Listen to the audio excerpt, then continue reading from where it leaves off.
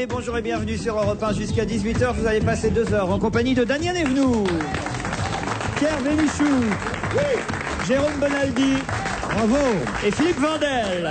Oh là là. Ça va, Pierre? J'ai regardé la liste, hein. Vous n'êtes pas dans le nouveau gouvernement, je suis très déçu. Je sais pas. Même pas un strapontin de secrétaire d'État. C'est incroyable quand même. Ils ont toutes les audaces. Hein. Le Bénichou, c'est comme le Juppé. C'est lui le Deus ex machina. Ah, c'est-à-dire que vous pensez que comme Alain Juppé, il est en coulisses à savoir qui fait quoi? C'est lui qui tire les ficelles. Oui, mais avec un casier vierge. non, c'est honteux de dire ça. Non, c'est vrai qu'il aurait été normal que j'ai un portefeuille. Sinon, un portefeuille, au moins un bac chiche, mais je n'ai rien eu. Et lequel? Attendez, rêvons. Je ne sais pas, moi. Les rapatriés? Raffarin vous Les appelle. rapatriés, il y en a, c'est une race en voie La de famille. La famille, hein. Pierre aurait été très bien à la Très famille. bien avec ses petites filles. Vous auriez été mieux à la famille, vous auriez pu en avoir plusieurs d'un coup. Et si on se mettait à la famille, on ferait des petits. J'ai rarement vu une femme vous proposer de coucher avec elle en prenant tous ces détours. Si on se mettait à la famille, si on était ministre, on ferait des petits. Non mais je veux dire, mais quoi? T'as qu'à me dire, viens par là, petit gars. Jérôme Bonaldi, un premier commentaire, on va en reparler, hein, mais évidemment un premier commentaire sur le fait que Jean-Pierre Raffarin reste Premier ministre. On le sait depuis hier, évidemment, mais quand même. J-72. Ah, vous voulez dire par là que... Au mois de juin, oui. il s'en va au mois de juin. Ah oui. Moi qui n'y connais pas Non, grand-chose. ça va pas, on fait le bilan. On fait le bilan. Le 13 juin, les Européennes, c'est dans 72 jours. J-72. Et moi, je serai vous, je ferai tous les jours. Bonjour, J-71. J-70. Ils vont le faire au guignol à tous les coups. Il n'y a pas de raison. Moi, je trouve que ce matin, j'ai écouté la chronique de notre ami Laurent Ruquier. J'ai trouvé très engagé. Ah oui? Extrêmement engagé. Eh ben oui, on pense que c'est parce que il veut user un Premier ministre jusqu'au machin. Ce sont des interprétations. Ce n'est plus une chronique, c'est un éditorial que vous faites. Non, j'ai comparé Monsieur Raffarin à Mel Gibson. C'est vrai que c'est un chemin de croix qui continue pour lui. Oui, Ah non, c'est une grosse différence, c'est que Mel Gibson fait des entrées et Raffarin prépare une sortie. Là, c'est totalement différent. Et puis alors à gauche, vous avez les Vincent Cassel, Monica Bellucci de la politique, Ségolène Royal et François Hollande. C'est le couple vedette du moment. Pourquoi Bellucci Parce qu'ils sont mariés. Ils sont parce qu'ils ensemble, en couple. Vincent Ils Cassel sont et en Monica couple avec Oui, des noms et quel différents. rapport avec la politique? Eh ben, c'est qu'ils sont ensemble. Il y a un couple en France qui est vedette en ce moment dans le cinéma, qui s'appelle Vincent Cassel, Monica Bellucci. Avec un film couple dans la politique qui est vedette. Alors on les compare. Comparer, ça veut dire mettre à côté. Et la tête, il faut l'ouvrir un peu plus tôt l'après-midi. Incroyable, enfin. On a murmuré un temps que Daniel Evenou pouvait remplacer Roselyne Bachelot et ils ont renoncé. Ils ont renoncé, hein. Non, je crois justement que plus on y va, on prend une Et le Bachelot. truc marrant dans votre chronique ce matin, Laurent, c'était le coup de Panaf. Ah. Avec les jardins de Attention, la ville de j'ai pas Paris. voulu prétendre que Madame de Panafieux était mêlée à ça, mais c'est vrai qu'elle a été à un moment donné en charge des parcs et jardins à la mairie de Paris. Et ce que nous raconte le Canard enchaîné sur ces parcs et jardins aujourd'hui est absolument hallucinant. On y reviendra évidemment pendant l'émission. C'est une info du Canard incroyable. Pendant 20 ans, effectivement, certains employés municipaux allaient planter des fleurs, allaient tailler les rosiers. Bon, tailler les rosiers en ce moment, c'est de circonstance, mais en tout cas, allaient travailler dans des jardins privés. Évidemment, aux frais de la mairie de Paris, c'était sous le Tibéri. Voilà, Tibéri, sous Tibéri Mais les et jardins Chirac. privés des gens importants. Des gens. Et de droite plutôt. Oui. Voilà, ils sont pas Des venus sur amis, mon balcon des alors amis. non. Oh, papa, méfiez-vous. Est-ce que vous avez vérifié, vous qui venez jardiner chez vous, Daniel? Non, mais je suis sûr que personne n'est venu vérifier. Comment faire? Comment on dit faire des Des tours? Jardiner. Jardiner. Je propose plutôt qu'on regarde maintenant les emails de nos auditeurs, le courrier, les voilà une bonne réactions. idée qu'elle est bonne. D'abord une bêtise de Philippe Vandel pointée par un auditeur qui s'appelle Arnaud. Pour une fois, c'est pas moi. Souvenez-vous ce que vous avez dit sur le groupe ABBA. Vous avez dit qu'il s'appelait ABBA. Pourquoi, Philippe Pour Vandel? être les premiers dans le dictionnaire. Pour être les premiers dans le dictionnaire, c'est une énorme bêtise. Dans les commandes de disques. Pas du tout. ABBA tient son nom de Anita, Benny, Björn et Annie Fried, les 4 membres du groupe Oui, mais c'est- ABBA. Ça ne change strictement rien. Ils ont profité de cette chose, c'est pour ça qu'ils ont pris un A, un B, un B et un A. C'est pas incompatible. Exactement. Ah, écoutez, j'ai plein d'emails qui me disent que vous avez faux. Hein. Cela arrange d'être au début de l'alphabet des artistes, certes, mais la réalité vient des 4 prénoms des membres du groupe. Voilà, tout le monde le confirme, Vandel. N'insistez pas bêtement. Hein. Voilà, vous me direz qu'effectivement, ils auraient pu s'appeler Baha. Oui. Oui, Et pas mais ABBA. ils auraient pu ne pas choisir leur prénom, ils auraient pu faire autre chose. En tout cas, ils l'ont toujours dit dans toutes les interviews, c'était pour être en tête des listes. ABBA de est un commandes groupe de disquaires. pop suédois, confirme Dylan, qui a été fondé en 1970 par Björn Ulvaeus, Benny Andersson, Agneta Fleckstock et Annie-Fried Lingstad. Le nom ABBA est composé des initiales de leurs prénoms. Mais ça n'empêche pas, il faut que je vous amène un livre extraordinaire qui raconte pourquoi les groupes s'appellent comme ça.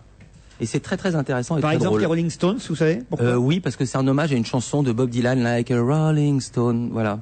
Ou les Beatles, c'est un jeu de mots, ça veut dire à la fois scarabée et le beat. C'est un jeu de mots, voilà. Et les compagnons de la chanson? Je sais pas du tout. Non, il y a un truc très marrant. Vous vous souvenez du groupe Bronski Beat? Oui, Qui bien sûr. à l'envers veut dire beat qui bronze. Mais dans Bronski Beat, en fait, ça vient du film Le Tambour. Oui. Vous avez vu le film de Schlendorf, Le Tambour, l'histoire du petit garçon. Avec Jean Rochefort. Voilà. Et Bronski Beat, l'idée de base, c'était que c'est un groupe dans lequel il n'y avait pas de batterie. Or, dans Le Tambour, le petit garçon s'appelle Jim Bronski. Eh bien, Bronski Beat, c'est le tambour du petit garçon qui, lui, n'a pas de tambour. Vous en savez des trucs inutiles, hein? Ça sert à rien, je suis d'accord avec vous, mais je le sais. Mais c'est vachement joli, non? Si, ça sert à plomber une émission. Ah, et une autre erreur que j'ai pu commettre, et là il va falloir que je révise mes fiches avant le 15 mai, date à laquelle je Tu devrais... vas dire une bêtise? Oui. Et pourquoi? Il s'appelait Stone Chardin. Ça vous fait rire, c'est bien, Daniel, mais J'ai pas le nous. droit Alors on de dire- continue. Oui, tu suffit de dire j'ai C'est le pas droit. la peine de dire j'ai le droit de dire une bêtise. Tu dis est-ce que j'ai ma liberté de parole? Ça suffit, oui. Une autre erreur que j'ai pu commettre, et effectivement je réviserai mes fiches avant le 15 mai, date de l'Eurovision que je devrais à nouveau commenter. Mais avec qui? Tu parais que tu as pris un grand garçon pour... Non, j'ai pris Elsa Fayer pour animer l'émission avec Ah, moi. merci Je vous l'ai beaucoup, ça dit, nous fait dans plaisir, l'émission bah, d'hier. Bonaldi et à moi. on, avait révisait, nous. on avait déjà commandé des robes à fleurs, des trucs comme ça. J'ai dit que Marie-Myriam avait été la dernière Française à avoir gagné l'Eurovision. C'est faux, c'est pas tout à fait une erreur. C'est la dernière à avoir gagné l'Eurovision pour la France. Mais il y a eu une Française depuis qui a remporté l'Eurovision, c'est Corinne Hermès. Sauf qu'elle représentait le Luxembourg en 1983. Voilà. Rien du tout. Avec Corinne sa Hermès. chanson Si la vie est cadeau. Vous vous souvenez pas de ça? Pas du tout. Pas souvent des cadeaux d'Hermès. Hermès. Laurent, vous avez tort de faire des mea culpa comme ça, parce que ça décrédibilise. Faites comme le monde. Le monde ne se trompe jamais. C'est le lecteur qui a tort. Le monde, ils disent pas on s'est trompé, ils disent il fallait lire. Ah oui. Voyez-vous, aujourd'hui, c'est vous qui avez mal lu. Oui. Dites, il fallait entendre. Oui, Vous voilà. dites, Il non, fallait entendre que Marie-Myriam était la dernière Voilà. chanteuse pour la France à gagner et non pas la dernière Française à avoir gagné. Et oui, et tu l'as pas dit parce que c'était pour le Luxembourg. moi, qui n'a jamais Et tort. que le Luxembourg, c'est RTL. Nos auditeurs sont très techniques aujourd'hui. Ah, quelqu'un qui ne supporte pas, Pierre Bénichou, que vous critiquiez Jean-Jacques Goldman ou Pascal Obispo. Voilà ce qu'il m'écrit, c'est Fred. Il dit la Béniche. Il s'adresse à vous. Hein. Du haut de mes 18 ans, j'ai chaque fois un sursaut lorsque vous vous mettez à critiquer les plus grands noms de la variété française. Alors bon, soit, ce n'est pas révéler une information confidentielle que de dire que vous n'appartenez pas à ma génération et donc à la jeunesse actuelle. C'est pourquoi vos goûts musicaux ne sont pas ou plus les nôtres, monsieur Bénichou. Goldman, quoi que vous en disiez, est le plus grand auteur-compositeur français. Que sa voix vous insupporte, c'est votre problème, parce que nous, on l'adore, dit Fred. Alors de grâce, arrêtez de critiquer ce qui est populaire, parce qu'à partir du moment où l'on a un certain succès, ou plutôt un succès certain, les gens publics se sentent obligés de critiquer afin d'avoir l'air un peu anarchiste. Mais où va-t-on? Demande Fred. Ah ouais, bah, Je non, sais tu, que tu diras à ce merdeux qui dise à son père qu'il écrit d'une façon démodée. Jamais un garçon de 18 ans ne dirait un des plus beaux fleurons de la variété française. Mais où va-t-on? Tout ça, c'est le père qui lui a dit, écoute, on va lui écrire à Bénichou, je dois l'avoir croisé un jour et tout ça. Me crever, bande de cons, si j'aime pas Goldman, j'aime pas Goldman. Vous dites Mais pas ça j'adore. aux auditeurs, enfin. Ce sont tes auditeurs, pas les miens. non. Je m'appelle Non, mais Gaël. je les respecte tous, sauf celui-là. Je m'appelle Gaël, je suis une jeune fille de 18 ans, je vous écris depuis Brest où il fait très beau. Fan de votre émission depuis la rentrée, je suis très admiratif de toute votre bande et j'aime particulièrement la Béniche, Vandel, Bonaldi, Lecomte, Ruquier. Désolé pour les filles de l'émission, je les aime bien aussi, mais j'ai mes préférences. Enfin, quelques réflexions à quand même à vous transmettre. Quand Pierre Bénichou écrira-t-il un livre? En effet, je rêve d'une biographie ou d'une autobiographie Trop de écrite pages. par ce maître de l'humour pince sans rire. C'est vrai, Pierre, quand est-ce que vous y mettez? Oui, il faut le faire. Faut le faire, ce bouquin. Eh bien, il y a beaucoup d'éditeurs qui sont sur le coup. Ça, j'imagine. Non, mais qu'est-ce que ça veut dire? C'est ridicule. Pourquoi tu veux que j'écrive des livres? Attends, Séverine Ferrer vient bien de publier un livre, pourquoi pas vous? Qui est-ce? Eh bien, vous le saurez en lisant son autobiographie. Elle a fait une autobiographie, c'est pas vrai. Oui. 26 ans de vie, ça se raconte quand Mais même. qu'a-t-elle Vous fait, savez, pardonnez-moi? Elle présente l'émission Fan de. Ce matin, on est sur Pascal Obispo. Sur quel poste? Sur quelle Sur chaîne? M6. Et elle a vraiment écrit un livre. Ah oui, Réellement. une autobiographie. Mais qu'est-ce qu'on a raconté à Bah, 26 ans? Elle a pas une vie dingue. Ah si, elle a commencé très tôt, elle a été mini-Miss Réunion. C'est vrai, elle a été mini-Miss Réunion. Voilà. Vous avez bien été mini-Miss Réunion dans votre enfance. Pourquoi Pierre. mini-miss? Parce qu'elle était toute petite, elle était Elle était enfant, elle avait naine. 8-10 ans. Non, elle est toute petite, Non, mais maintenant, elle est naine, mais à l'époque, elle était enfant. elle était Miss quand elle avait 8-10 ans. Quant à Jérôme Bonaldi, me dit Gaël, je rêve de l'avoir comme prof de physique parce que vraiment ses émissions sont top claires et en plus ses explications à la radio sont plus claires encore visuellement qu'à la télévision. Je sais pas si je dois bien comprendre ce qu'elle C'était pour écrit. Bénichou. Chaque fois que je commence à ouvrir, il dit oh, c'est chaud, on comprend rien et tout. On Non, dirait. c'est pas vrai. Justement, je voulais te dire à quel point j'ai une très vive admiration pour toi. Et d'ailleurs, je voudrais bien écrire ta biographie. Ah oui, Jérôme Bonaldi par Pierre Bénichou, ça peut le faire. Babette m'écrit, je me suis fâché avec tous mes amis parce que je n'admets pas qu'on vous critique. D'ailleurs, mon mari dit qu'il en a marre de vivre avec Ruquier à travers sa femme. Tiens, c'est curieux ça comme joli. Une vie avec Ruquier à Si, travers sa si, mère. si. Monsieur a les Elle ne parle que de vous. qu'il peut. Je veux être votre ami, me dit Babette, et vous mijoter des plats sénégalais. Je suis timide, je vous suis depuis les années 80 avec Jacques Martin, et puis sur France Inter, je vous adore, me dit Babette. Bah écoutez Babette, envoyez-nous quelques plats sénégalais. C'est pas tellement sénégalais Babette comme prénom pourtant. Peu hein importe. Le plat sénégalais, il y a quoi? Des noix de coco. Christophine Des noix de coco. Non, des cocos. Non, mais c'est coco. Non, mais sérieux. Banane plantain? Daniel. Qu'est-ce qu'elle a avec Cassine, avec son pot de beurre? Non, mais sérieusement, le beurre pas sénégalais, c'est des noix de coco. C'est chez Abdou Fiou. Abdou Diouf. Diouf. C'est le degré zéro de la France. là. Daniel, faites attention à ce que vous dites, J'ai enfin. rien dit de mal. Non. Il est toujours vivant. Qui Le grand maigre. J'ai pas compris de qui vous parliez. Abdou Diouf. Abdou Diouf. Le président sénégalais. Il est toujours Vous président. parliez de Mousse Diouf. Non, Ah il n'est- non, il est il pas n'est- maigre. il n'est plus président. Ça dit, il est toujours vivant. Et il est toujours noir. C'est Monsieur Wade aujourd'hui, le président Oui, c'est du Monsieur Sénégal. Ah, il y a peu de temps. Oui, il y a Oui. peu de temps. Ça s'est fait il y a peu de temps. 3 ou 4 ans, oui. Oh bah voilà. Daniel Evenou me fait beaucoup rire, me dit Jean-Pierre de La Rochelle. Un breton d'origine concarnoise, me dit-il. Elle me fait beaucoup rire, elle est si spontanée et innocente dans ses remarques. Sa dyslexie lui fait parfois dire des choses à la place d'une autre que ça lui donne beaucoup d'originalité. Et comme elle aime aussi bien chanter que Pierre Bénichou, pourrait-elle nous interpréter le fameux Kenavo qu'on entend à la fin du film Les Galettes de Pont-Aven?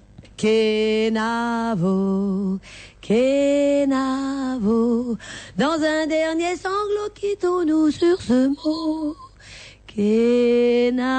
Kenavo. Voilà. Encore l'après-midi. L'après-midi, c'est pas mal. Mais si on enregistrait comme avant les émissions à 8h du matin, et qu'on m'aurait dit, tu seras là, écoute, à 8h du matin, et nous chantons Kenavo, et tu auras le droit de rien dire, eh ben, j'aurais dit non, pas possible. Daniel Evenou, la lune dans le Kenavo. Prochainement sur vos écrans. Allez, une chanson. On se retrouve tout de suite après Morane. Une très belle chanson de Morane, Des millions de fois.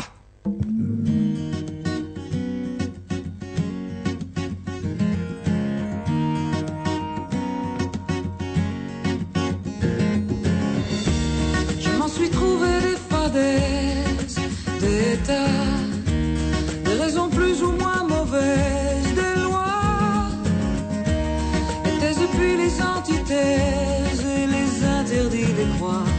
Comment les croire? Je l'ai fait sur autrefois.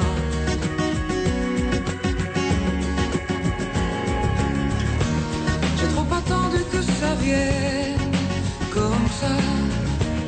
On me trouve et puis qu'on me prenne le bras. On peut se noyer dans ses peines. Bien nager, c'est un choix. Oh mon choix, c'est aujourd'hui me voilà.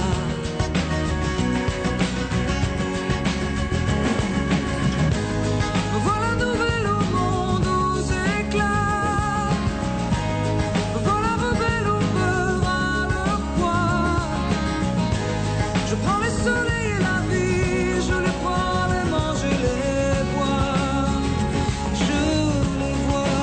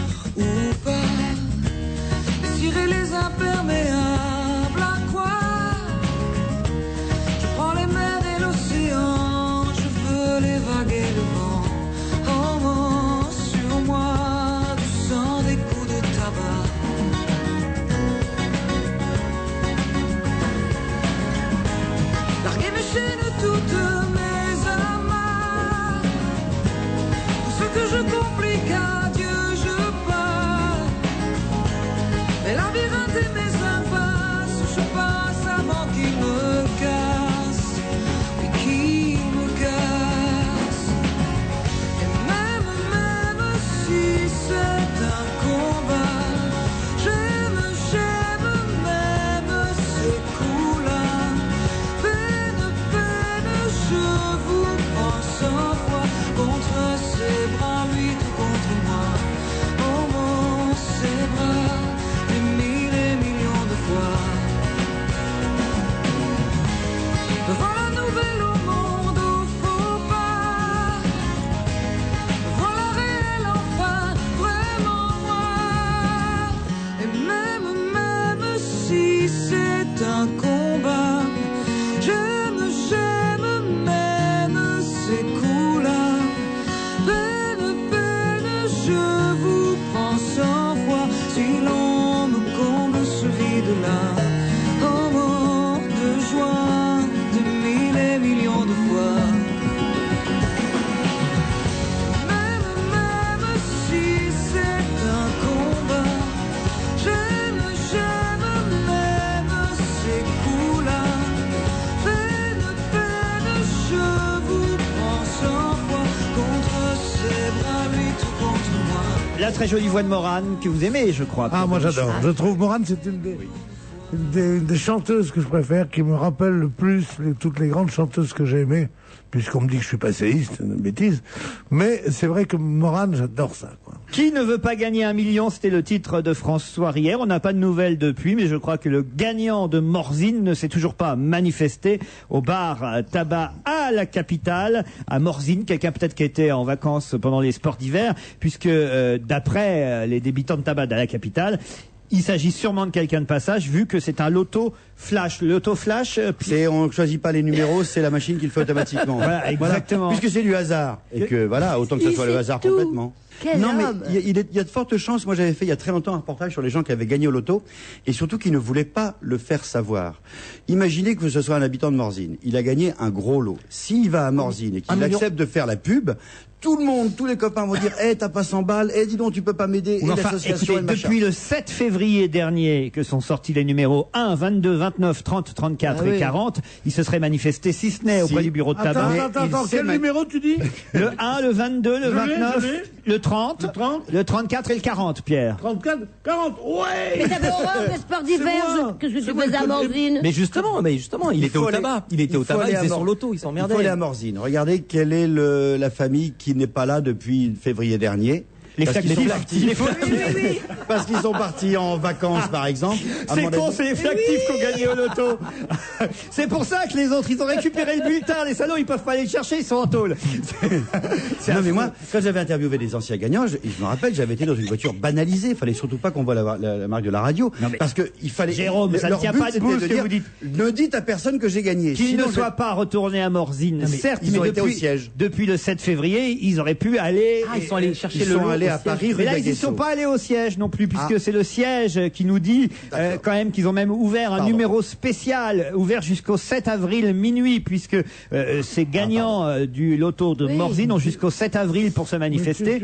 Un numéro de téléphone spécial a été mis en place et il sera ouvert jusqu'à minuit moins une le 7 avril. Ça me fait rire parce que Je n'y crois pas. le type qui attend minuit moins une pour dire c'est moi le gagnant, c'est quand même formidable. Moi, j'y crois pas. Il faudrait mettre une équipe de télé qui soit là, qui attende devant le mec et devant son poste avec un seul numéro qui doit appeler. Qu'est-ce qui se passe? C'est pas vrai. Moi, en tout cas, je sais comment je vais gagner de l'argent sans faire appel au hasard, qui est toujours aléatoire par définition. Tu veux dire avec ton propre travail? Avec un travail que je vais faire. Je vais me mettre rue d'Aguesseau, devant le siège, avec un grand appareil de photo. Et je vais dire, je vous ai photographié, vous venez en casser un chèque et vous voulez garder l'anonymat pour pas qu'on vous emmerde dans votre village ou dans votre quartier. Eh bien, moi, je vais diffuser la photo. Ou Sauf alors, si- vous voulez la pellicule? Combien? 5 000, 10 000, voilà. Je ne dis pas que c'est moral, je dis que c'est lucratif. Voilà. Ça, alors, vraiment, Chantage à la publicité Ouais. sur un gagnant du loto. comme quoi on peut être morane et immoral. On se retrouve après la pub, à tout de suite. Et si vous posiez vos questions à Monsieur Paul, conseiller financier à la Poste? Bonjour monsieur, moi c'est Georges, 50 ans. J'ai un petit patrimoine que j'essaye de gérer comme je peux, mais en fait, je n'y connais pas grand-chose. Bon, à la Poste, nous avons Cohésio, le conseil patrimonial de proximité. Associé à des experts et des gestionnaires de tout premier ordre, notre conseiller spécialisé vous aide en toute confidentialité à bâtir une vraie stratégie d'investissement personnalisée. Ah, ça m'intéresse de rencontrer votre stratège. Leclerc. Mathilde, tu voulais que j'aille chez Leclerc? Bah, pendant ce temps-là, j'irai chercher la petite chez la nounou. Mais pas de folie, hein, tu prends comme d'habitude. Bah, c'est parfait. Je vais prendre tout ce qui est en promo. Comment ça? Chez Leclerc, il y a une promo sur les produits les plus achetés, que des produits de grande marque. Tu veux pas quand même que je te fasse une liste? Non. Leclerc me l'a faite, ma liste. Du 24 mars au 24 avril, Leclerc défend votre pouvoir d'achat et vous fait bénéficier de 20% tickets Leclerc sur 100 produits de marque parmi les plus achetés. Voir modalité dans les magasins participants. Bon, j'y vais. Non, attends, je te fais une petite liste quand même. Bon, voyons cette liste. Bon, alors ça, c'est promo, ça promo, ça promo, ça promo. Ça, évidemment, c'est promo. Je lui dis, tout est promo. On va se gêner jusqu'à 18h, toujours avec Bénichou, Bonaldi, Vandel et Venou. Alors on va évidemment parler un peu politique, d'autant que le Canard enchaîné aujourd'hui nous révèle des tas de choses amusantes, particulièrement ce qui s'est passé en Guadeloupe. C'est que Lucette Michaud-Chevry, qui était la grande prêtresse de la Guadeloupe, a perdu, grande copine de Chirac, et grande copine du président, a perdu évidemment sa région, la Guadeloupe, où elle régnait quand même depuis maintenant quelques dizaines d'années. Le mot est faible, oui. Oui, et le mot est faible. Et quelques dizaines. Et elle a perdu au deuxième tour, il faut le dire. Pourtant, elle a tout fait entre les deux tours pour essayer de gagner. Je ne sais pas si vous avez lu ce que raconte le Canard ce matin. C'est-à-dire qu'entre les deux dimanches d'élection, Lucette Michaud-Chevry a envoyé un courrier à tous les membres du personnel de l'administration de la Guadeloupe. Et voilà ce qui était écrit dans le courrier qui était adressé donc aux fonctionnaires. Je m'engage à m'occuper de mon personnel, écrivait-elle, et à améliorer la situation de mes agents. Comme je vous l'ai déjà indiqué, je souhaite valoriser le personnel en lui permettant d'accéder d'une catégorie à l'autre. Le personnel de catégorie C passera en catégorie B, le personnel de catégorie B en A, par ordre d'arrivée dans la fonction publique. Alors, après, elle ajoute, je vous propose d'être à l'écoute de vos demandes diverses, mais cette semaine étant courte, là on est entre les deux dimanches, une quinzaine après le nouveau mandat que vous me donnerez, je serai disponible et à l'écoute de tous. C'est quand même énorme. En gros, attendez dimanche prochain et je vous augmente la semaine prochaine. C'est formidable quand même. Osez aller jusque-là. Élisez-moi, parce que si ils ont eu le papier. Ah bah, ils ont non seulement eu le courrier, parce qu'évidemment elle a envoyé ce courrier avec tous les fonctionnaires de la Guadeloupe. Heureusement, ça ne l'a pas servi pour autant, elle n'a pas été réélue. Ça, je dois dire que c'est assez éclairant, mais beaucoup plus que vous ne le croyez encore sur les mœurs politiques, parce que je crois que évidemment, c'est choquant, mais je crois qu'elle, on l'a pris la main dans le sac, mais que tout le monde fait ça, pratiquement. De façon un peu moins bébête. Mais c'est évident qu'ils sont prêts à tout pour avoir une voix les derniers jours, quoi. Mais dès le premier mot, je m'engage à être à l'écoute. Oui, avant, elle n'était pas. Alors, Raffarin reste donc. On a eu la confirmation avec un nouveau gouvernement. Qu'est-ce que vous pensez? Alors, Nicolas Sarkozy, j'ai pas bien compris pourquoi il passait de l'intérieur à l'économie, aux finances, alors. Je crois qu'il a un ministère assez étendu, non? Oui, il y avait 4 sous-ministres avec lui. Pourquoi? Non, parce que Sarkozy, il était très bien à l'intérieur. C'était où il était viré, où il était Premier ministre, où on lui donnait quelque chose qui aurait pu le faire rire, quand même. Les flics, il en a un peu marre d'être monsieur sécurité, monsieur machin. C'est un travail énorme, tandis que là, il est aux finances, qui est aussi beaucoup de travail, mais qui lui donne, d'abord c'est une revanche sur la période où il était ministre du budget de Balladur. Il a été là-bas déjà, il connaît la boutique. Ministre du budget de Balladur, et aussi c'est pour son entraînement de futur chef d'État, ce qu'il voudrait être, une très bonne étape. Et puis c'est pour compter ses ennemis. C'est-à-dire que là, il a fait pendant 2 ans des dossiers policiers. Maintenant, il va faire des dossiers fiscaux. Il va avoir la paix en 2007 pour se présenter. Il va avoir un dos sur chacun. Ah, mais il y était déjà il y a quelques années. Il était au budget. Oui, donc mais il les connaissait. gens sont remontés. Les papiers ont changé. Non, mais maintenant, il faut dire que l'appartement est superbe. Ah, vous êtes allé là-bas déjà? Ah oui, la chambre qui donne sur la Seine. Je Ouais, crois qu'il a envie de déménager. Vous connaissez la chambre de monsieur Sarkozy, vous? On habite à Bercy. Mais non, je suis allée une fois à Bercy du temps de... Et il vous a montré sa chambre, monsieur Sarkozy? Non, pas, mais non, comment il s'appelait-il? C'était Bérégovoy. C'était Chara, je sais plus, il y avait un anniversaire, je sais Ah, plus ce qui se Chara, passait. Un anniversaire dans la chambre. Ah, mais oui, c'est bien Chara, sûr. ouais. Sarah, c'était au budget, oui. C'était au budget quand Bérégovoy était au finances. Un anniversaire, je crois, d'Eddie Mitchell. Et je me suis dit que l'appartement, je comprends très bien que moi, si on me le propose, je refuse pas. Il y a un truc qui est très bien quand tu es à Bercy, c'est que tu as le bateau. Tu peux aller, moi je vois tous les mercredis matins, je reviens en scooter, il y a des tas de flics, enfin qui ont l'air de flics, on dirait, on les voit à 300 mètres, enfin c'est des flics en civil quoi, avec des chauffeurs de maître, ils ont des voitures et limousines, et ils attendent sur le quai de la Concorde, c'est le ministre qui vient au Conseil des ministres en bateau pour éviter les embouteillages. Un petit bateau rien que pour toi. Oui, moi Oui, c'est vrai. Oui. Non, que ce bateau existe et que le ministre peut le faire. Il le prend, oui. Je le crois, mais il paraît que ça avait été un flop total parce que ça ça marchait pas bien, ça allait pas assez vite, ils préféraient quand même être dans leur bagnole, ça regardait tout ce truc-là, et que les différents ministres qui se sont succédés à Bercy boudaient ce moyen de transport. Maire le prend. Fais attention à ce que tu... c'est normal. C'est normal. Fais attention à ce que tu réponds. Attendez, des Velsatis propres, il n'y a que l'administration qui en a, d'accord? Redis-le lentement. Une Velsatis, c'est une voiture très chic. Qui a des Velsatis propres? Quand vous voyez une Velsatis propre dans la rue, c'est obligatoirement un haut fonctionnaire. Oui. Il y a un millier de Velsatis à Paris. Il faut le dire bien haut, parce que moi j'en ai une, et comme ça les flics m'emmerdent pas dans la rue. C'est absolument honteux d'ailleurs, se emmerder quand on a une voiture. Dès que tu as une voiture qui a l'air d'une voiture officielle, avec des vitres teintées. Les flics ne saluent pas, mais pratiquement, quoi. Ouais. Et tu prends les couloirs de bus, tu te gardes n'importe où. Donc, moi, j'arrive à me faire l'alcotest, toi. Souvent, ils me font faire l'alcotest, c'est qu'ils me disent. Écoutez, vous passez, monsieur Soisson. Vous êtes même pas à 3. Oui. Vous voulez un petit coup, là. Non, en tout cas. Ils ont un respect terrible, formidable. Dites, il y a quand même un inconvénient pour monsieur Sarkozy, parce que, à l'intérieur, c'est vrai que c'est un poste très visible. Il faisait les commissariats, il allait inaugurer les radars, on le voyait, il était sur le terrain, très présent. À l'économie, qu'est-ce qu'il va pouvoir faire pour être en photo dans le journal tous les jours? Du social, moins facile. Ouais. Il tient les cordons de la bourse, ça devient du coup, le péché mignon de Raffarin va être éludé grâce à cela, il va faire plus de social, plus de dialogue. Autant avant il donnait des flics, maintenant il va donner des crèches. Non, moi ce qui m'amuse plus quand même, parce que là ce n'est qu'un transfert de compétences. Il a été ministre du budget, il est ministre de l'économie et des finances, c'est pas une chose, puis en plus tu es un garçon capable, comme on dit. Ouais. C'est le passage de Villepin, que je trouve un formidable ambassadeur, un très bel homme comme ça, qui est très chic. Pour ministre des Affaires étrangères, c'est bien, mais pour aller dans les commissariats avec son air mondain, et que sa coupe de cheveux. Avec sa coupe de cheveux, comment il va aller là-bas? Il va dire, ah oui, dis donc, quand il va poser le képi sur sa permanente, ça va faire bizarre. Non, mais c'est sûr. Oui. Comment il va dire, cher ami, ce passage à tabac me semble un peu hâtif. Non, mais je veux dire, hein? Cher ami, vous êtes suspect, vous allez avoir les chaussettes à clous. Non, mais... Donc pour l'instant, il y a Villepin, pardon. Pas Villepin. C'est marrant. Villepin, c'est là où tu demeures. Pour revenir juste un instant à Bercy, il y a un truc qu'ils n'ont jamais utilisé, il y a un héliport au-dessus. Oui, aussi. C'est vrai qu'ils s'en sont quasiment jamais servis. T'imagines aller au boulot en hélico, un bateau, des voitures, de l'argent, une chambre sur la mer, sur la Seine, cabinet de toilette, eau chaude et froide.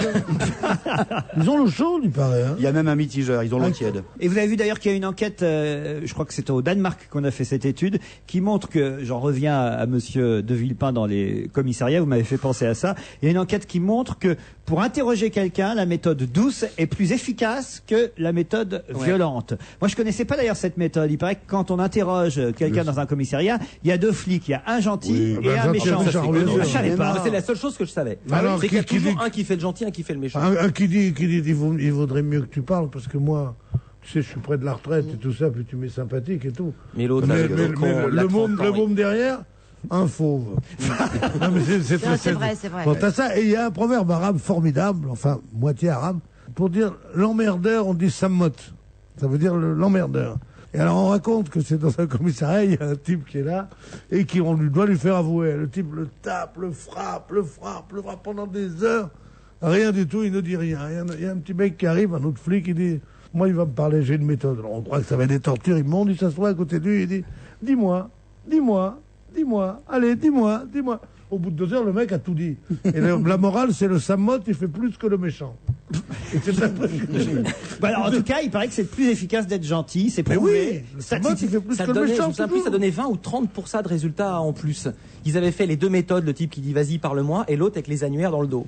Donc peut-être que monsieur de Villepin, sur 200 ou 300 affaires, avec voilà. Tu crois qu'il va faire avouer Bush? C'est vrai, il n'y avait pas d'armes, il peut pas faire ce qu'a fait Sarkozy. Vous vous souvenez pas ce qu'il a fait Sarkozy le premier ou le deuxième soir? Il a fait la tournée des prostituées sur les grands boulevards à Paris. Ah oui. J'arrive pas à imaginer Villepin à la descendre avec la grande Lulu. Ça va ici? Vous êtes bien, mademoiselle? Dans quelle branche travaillez-vous? J'arrive pas à l'imaginer faire la tournée. Oui. Mais Vous Sarkozy, faites- on avait fait un J'ai petit vu peu votre trop. Mac qui m'a dit que vous ne faisiez pas d'oseille. Bon, on va s'amuser avec ce nouveau gouvernement. On en reparlera, mais avant, je voudrais revenir à la variété parce que on va vous diffuser la jeune chanteuse Élodie Frégé, qui est la gagnante de la Starac l'année dernière. Et il se trouve qu'hier soir sur TF1, elle a gagné. Comment je pourrais vous dire? Le best-of. Le championnat du monde de la Starac, quoi. C'est ça? D'Europe. Ah non, du monde. Du monde. Ah, du Alors, monde. pardon, Le alors, pardon. World Best. Ah non, il y avait des Turcs, il y avait des. Ah, c'est vrai que c'est loin. Non, mais il y avait des Mexicains. Il y avait. Moi, j'ai vu le chanteur mexicain hier soir. J'ai zappé là-dessus. Je suis tombé. Comment est-ce qu'on dit Starac en mexicain? Alors ça dépend. Il y avait les émissions s'appellent parfois Triunfo, Opération s'appelle- Triunfo, en Voilà, Espagne. ça s'appelle Fame Academy ou Star Academy en fonction des pays. En tout cas, les pays étaient réunis hier soir. 11 pays dans cette version internationale de la Starac. C'était Nikos et Estelle Lefébure. ben oui. On doit plus l'appeler Hallyday. Estelle Lefébure qui co-animait cette émission. Alors je sais pas si vous avez vu Estelle, mais elle changeait de tenue. C'est dans le Parisien. Ils le disent dans le Parisien. Tous les quarts d'heure. Ça, c'était assez Ils ont incroyable. 5 robes en 2h30. Je l'ai pas reconnue, c'était elle. Oui. C'est Elle était Estelle, belle, c'est mais je l'ai pas Estelle. reconnue. Elle avait des boucles dans les cheveux. Oui. Qu'elle est jolie. Elle avait c'est des vrai. robes à fleurs, superbes. Je n'ai pas vu que c'était C'est la Estelle. plus jolie femme qui existe. Je trouve aussi. Ah Non, oui, je elle était pense belle. qu'elle est mariée avec. Ah non, non, pas du tout. C'est une plaisanterie, mais C'est vrai chérie. qu'elle est belle. Soyez Elle est heureux. belle. Elle est belle, elle est formidable. J'ai Qu'elle été est con. belle, J'ai été con. qu'elle est frère. belle. Elle a été con de dire Mais non. oui, mais oui. Ah oui. Mais oui. Elle vous a fait des propositions, Pierre? Non, elle a mais envoyé- j'ai vu dans ses yeux à la télévision comment elle me regardait. 5 robes en 2h30. Bon, alors évidemment, la française a été un peu favorisée. Surtout, on l'a passée au dernier moment. C'est-à-dire qu'il y a eu les 10 candidats des autres pays. Et puis, la cerise sur le gâteau, c'était évidemment celle que tout le monde attendait, Élodie Frégé, qui était mise au frais pendant toute l'émission. Et même, elle est passée en dernier après la pub. Après les votes. Après les votes, presque, oui. En tout cas, c'est elle qui a remporté cette Starac. Il faut dire aussi qu'elle a chanté un titre de Céline Dion. Il suffisait d'aimer. Elle était presque au bord des larmes. Alors, évidemment, elle a remporté cette épreuve. C'est la meilleure chanteuse du monde. Elle est française. Voilà, elle a gagné le best-of des Starac et on l'écoute en duo avec Michal. Vous connaissez Michal? Un peu, je connais Michal. Hein, celui qui a volé l'orange. Oui. Sauf que là, ils interprètent Viens jusqu'à moi. Michal et Élodie Frégé.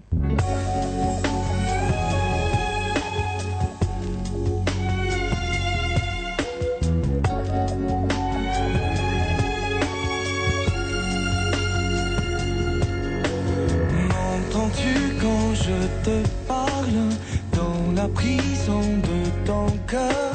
Je connais le poids de tes larmes et des questions intérieures. Je comprends bien que tu te protèges de tous les maux et tous les pièges en taisant tes douleurs. Je connais la liste longue de ces barrières entre nous. Comme pour faire comme tout le monde, on fait semblant jusqu'au bout. Mais je veux une place différente, être l'âme sœur et la présence qui comprend tout. Fais tomber les armures, viens casser pierre à pierre tous les murs et combler les distances qui t'éloignent de moi. Je partage tes blessures, je comprends tes erreurs, tes ratures. Si tu me dis les mots que tu pensais tout bas, viens jusqu'à moi.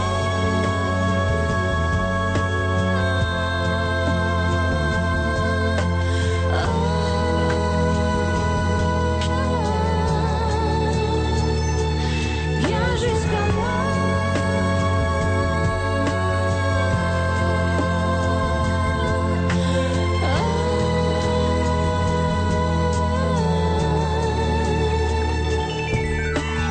Je suis là dans le silence, quel que soit le jour et l'heure. J'attendrai que tu t'avances pour avouer ce qui t'est lourd. Je veux cette place différente, celle de l'âme sœur, de la présence qui sait porter secours. Viens te raccrocher à moi, mon cœur est une terre d'asile pour que tu trouves les pas tranquilles vers ton amour.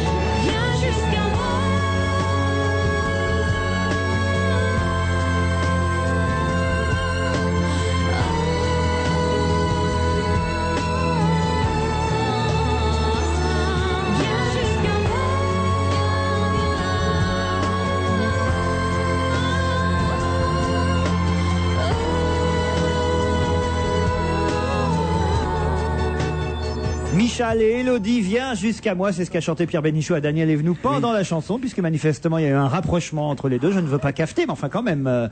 Rapprochement, vous êtes fou, là. Elle m'a fait une confidence, elle m'a dit, je sais pas si j'ai pas laissé mon lait sur le feu ce matin en partant de la maison. Il y a une vingtaine d'années, on appelait ça « il flirte ». Dites, j'ai retrouvé le papier à propos, vous savez, des interrogatoires menés par les policiers. En fait, c'est pas une étude qui nous vient du Danemark, mais de Suède. C'est l'université de Stockholm qui a fait cette étude, un criminologue qui s'appelle Ulf Holmberg. Il a interrogé lui-même 430 policiers, 178 victimes et 94 suspects impliqués dans des infractions graves en Suède. Et d'après donc les résultats de son étude, les interrogatoires policiers marqués par la domination sont principalement associés à une plus grande proportion de dénégation, tandis qu'une approche humaniste est significativement associée à des aveux. Voilà. Pareil pour les victimes qui, traitées avec égard, fournissent plus facilement les éléments aboutissant à l'arrestation des coupables. Ah, c'est clair et net, ça. Genre, le truc qui m'hallucine, c'est-à-dire qu'il y a des gens qui sont agressifs, même avec la victime. Oui. Non, mais tu vas avouer qu'on t'a fait mal.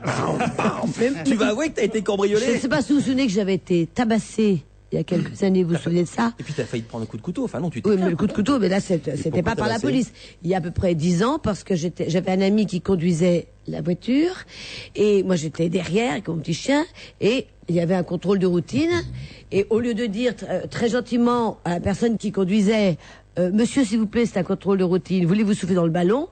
Soufflez dans le ballon! Sur un tel ton que celui qui conduisait a dit, écoutez, dites-le moi gentiment parce que j'ai rien fait de mal. Soufflez dans le ballon, sinon vous amène au poste. Mais tout de suite.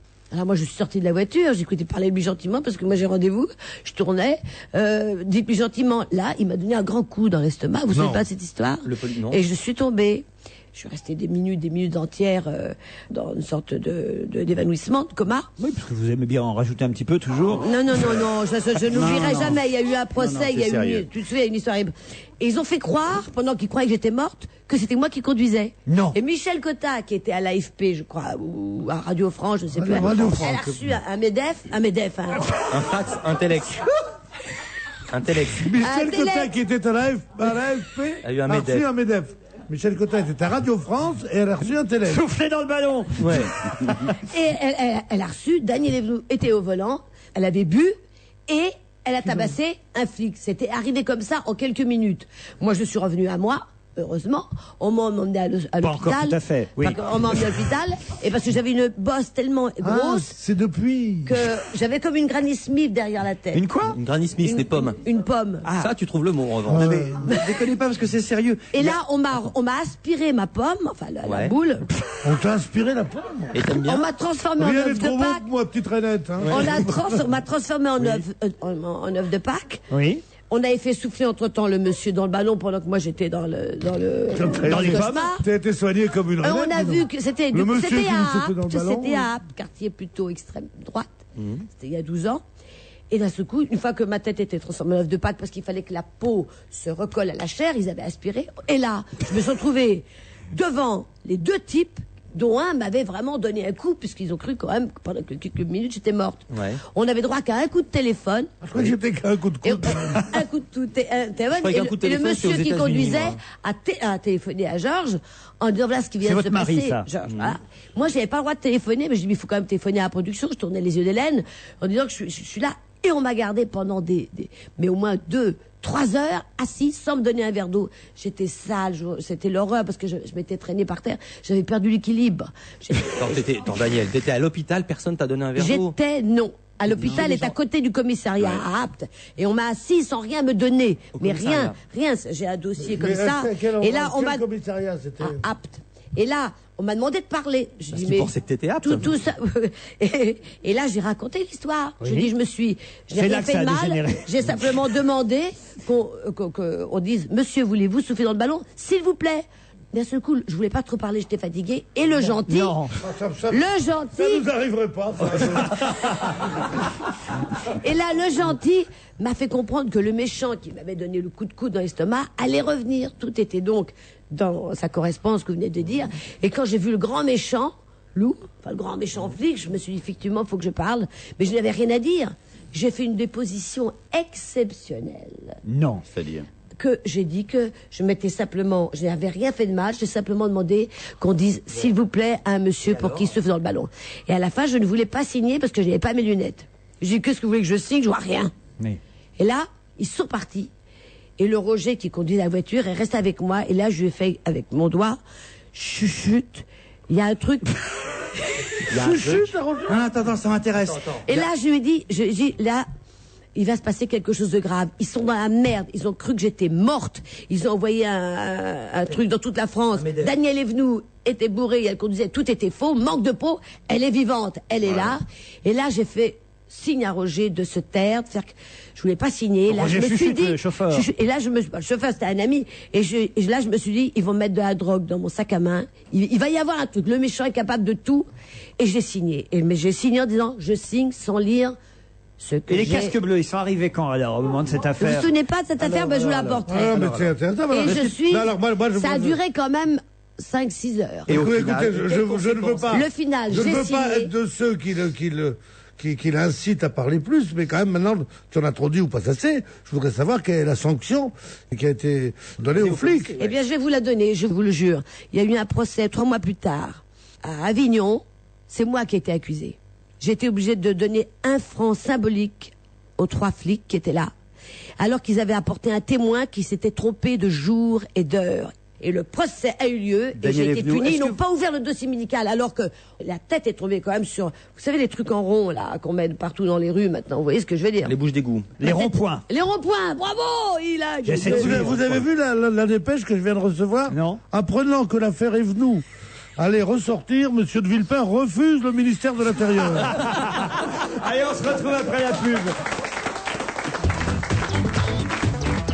Si vous ne venez pas à la micro-informatique, c'est la micro-informatique qui vient à vous. Eh oui, désormais avec Darty, vous bénéficiez gratuitement de la livraison, de l'installation et de la démonstration à domicile du micro-ordinateur de votre choix, ainsi que d'une assistance téléphonique et d'une intervention à domicile disponible 7 jours sur 7. La micro-informatique aussi mérite le contrat de confiance Darty. Ces romans se sont déjà vendus à 4 millions d'exemplaires dans le monde. La prochaine fois, c'est le nouveau roman de Marc Lévy. Parti à la recherche d'un tableau mystérieux, Jonathan croise la route de Clara. Tous deux se sont déjà rencontrés à Londres, il y a plus d'1 siècle. Aujourd'hui, se reconnaîtront-ils? De Saint-Pétersbourg à Boston, de Florence à Paris, découvrez une histoire où amour et énigme défient le temps. La prochaine fois de Marc Lévy, 300 pages pour croire à l'incroyable, aux éditions Robert Laffont. Ah, vivement cet été, les vacances. On pourrait aller où cette année d'ailleurs? Vous descendez? Dans le sud, oui. Bonne idée. Au soleil, à la mer. Bon, c'est pour aujourd'hui ou pour demain? Non, plutôt pour cet été. N'attendez plus pour réserver vos vacances. Cet été, 1 semaine de location dans un village Pierre et Vacances sur la Côte d'Azur est à partir de 700 € pour 4 personnes. Réservez sur pierreetvacances.com ou appelez le 3620 et dites Pierre et Vacances. 15 centimes la minute, voire conditions en catalogue. On va se gêner jusqu'à 18h avec Pierre Bénichou, Daniel Evenou, Jérôme Bonaldi, Philippe Vandel. Alors là, décidément dans le canard aujourd'hui, c'est bien un canard enchaîné après les élections parce qu'il y a toujours des tas de choses amusantes encore à trouver, des choses qu'on n'aurait pas imaginées. Mais il paraît que ça, TF1 l'avait déjà fait il y a quelques années. Cette fois, c'est France 2 qui l'a fait. Ça, j'ignorais qu'on pouvait aller jusque là. Je vais quand même interroger la direction de notre chaîne, France 2, pour savoir si c'est vrai.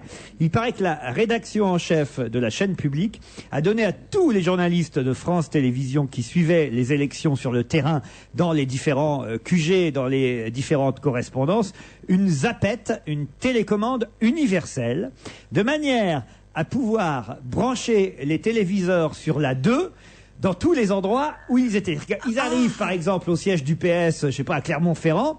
Si le poste est sur TF1, hop, ils sortent leur télécommande universelle de leur poche, hop, ils foutent le poste. C'est depuis l'affaire d'il y a 2 mois. Ça, c'est énorme. Alors, c'est exactement comme ça. C'est non seulement comme ça, mais je l'avais montré. Pas vrai, ça. Si, c'est vrai. Je l'ai montré dans une chronique d'un arrêt sur image. Alors, je sais pas pour le coup de la télécommande, mais j'avais montré ceci. C'était une grande soirée électorale. Moi, je l'avais regardé sur les 2 chaînes et j'avais remarqué ceci, c'est que chaque fois qu'on était sur une chaîne, comme par hasard, les écrans diffusaient la chaîne. Et alors, je vais vous raconter comment ça se passait. Quand il était 20h30 ou 21h, eh bien, admettons qu'ils soient pas sur la bonne chaîne. L'envoyé spécial était filmé en gros plan. Et ils avaient le temps ensuite de changer parce qu'ils font des allers-retours. Ils disent une fois ils sont à Nantes, une fois ils sont à Quimper. Et quand on revenait vers 22h, comme par hasard, les télés étaient branchées sur la bonne chaîne. C'est exactement comme ça que ça se passe. Alors, il paraît que là, et c'est pire, ils auraient chacun une télécommande universelle. Mais imagine le journaliste. Bon, alors, attends, j'ai ma caméra, j'ai mon micro. Ah, la télécommande. Oui. Ça, c'est quand même fou. Mais le Canard enchaîné dit que France 2 n'a que quelques années de retard parce que le même coup avait été fait en 95 par TF1. Le service public n'a que 9 ans de retard. C'est-à-dire que les journalistes de TF1 avaient déjà la télécommande universelle dans leur poche. Maintenant, ceux de France 2 et France 3 l'auraient aussi. Ça me Où revient. ça s'achète les commandes universelles? Partout. Parce que moi, j'achète des télécommandes sans arrêt partout. D'abord, elles ne marchent pas chez moi, mais ça, c'est normal. Chez moi, rien ne marche. Rien ne marche. Les ampoules sautent au bout de 2 heures. Les fers à repasser, c'est une horreur. Bon. Parce que vous ça repassez marche pas. souvent. Je le vois tellement Non, repasser. Non. J'ai eu beaucoup de chance dans la vie, mais de façon ménagère, j'ai pas beaucoup de chance. Bon, peu importe. Alors, les commandes universelles, comment sont-elles? Pourquoi est-ce Bonaldi, que tout le monde n'en a pas? expliquez-nous la télécommande universelle, comment ça marche? Malheureusement, il y a quelquefois, il faut leur apprendre quelque chose. Il y a une esclave et une maître. Une maîtresse. Il faut leur apprendre. Alors tu les mets cul à cul et tu dis, alors je vais t'apprendre plus de couleurs. Dis que t'appuies sur le bouton. Pardon, je vais t'apprendre le son. Pouf. Et ça fait vraiment une télécommande universelle. Simplement, il y a RTFM entre les deux. Tu as parlé français, là. Read the fucking Tu peux pas manual. venir à la maison nous Il faut expliquer. lire le mode d'emploi et c'est toujours en général assez C'est-à-dire long. qu'il faut Mais programmer après ta 2 heures commande d'effort, universelle. enfin ça marche. Oui. Ça s'appelle 6 in 1. Mais c'est génial, moi jamais maintenant. Je ne savais pas qu'on pouvait utiliser ce genre de zappette, ce genre de télécommande. Quand vous êtes invité chez les gens et que il y a un mauvais programme, vous sortez votre télécommande. Non, dans la Qu'est-ce qu'ils poche, font dans la chier poche. Qu'est-ce qui me font chier ceux-là? Regardez, moi je veux voir la Starac. Hop, TF1. Voilà. Quand je vais bouffer chez Miller, jamais il veut voir Gérard, les émissions de télé-réalité. Je suis invité à dîner chez Gérard Miller. Il me fait chier avec son Arte. Hop, je sors ma télécommande. je branche la Starac, Pierre. Bien sûr, mais moi C'est aussi. formidable. Moi, j'apporte, quand je vais bouffer chez Miller, j'apporte ma commande et ma boîte de conserve. T'amènes aussi tes amis, non? Ah oui, j'amène 2-3 copains. Oui. Justement, restons dans le domaine de la télévision, l'instrument, puisque on fête le 50e anniversaire de la télé couleur. C'est aux États-Unis qu'elle est née, cette télévision couleur. C'était en 1954, le 25 mars 1954. Des ateliers de la compagnie RCA à Bloomington, dans l'Indiana, avaient mis au point ce premier poste de télécouleur grand public.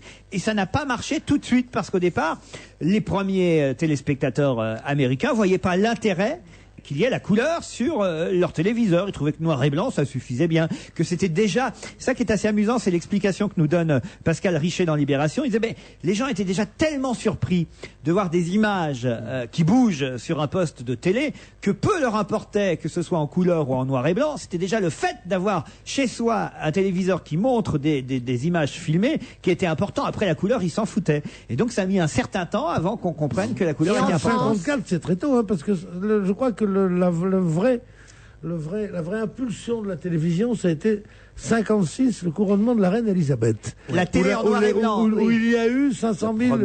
Première Eurovision. Première Eurovision, et je crois que c'est là où les gens... Chez nous, en le plus. Europe, mais aux États-Unis, en 1948, certains téléspectateurs américains avaient déjà, certains spectateurs, certains foyers avaient déjà le téléviseur noir et blanc en 1948. Et donc... seulement 2 ans plus tard, on leur propose la couleur. Ils s'en foutent, vous comprenez? Ils sont encore surpris. Je comprends. Ouais. Voilà. Mais là, mais en France aussi, les premières. C'était en mes quelle parents année? ont 68? Mes parents ont vu 70, moi, la télévision en 1936. Oui. Ils ont vu la télévision à la Tour Eiffel.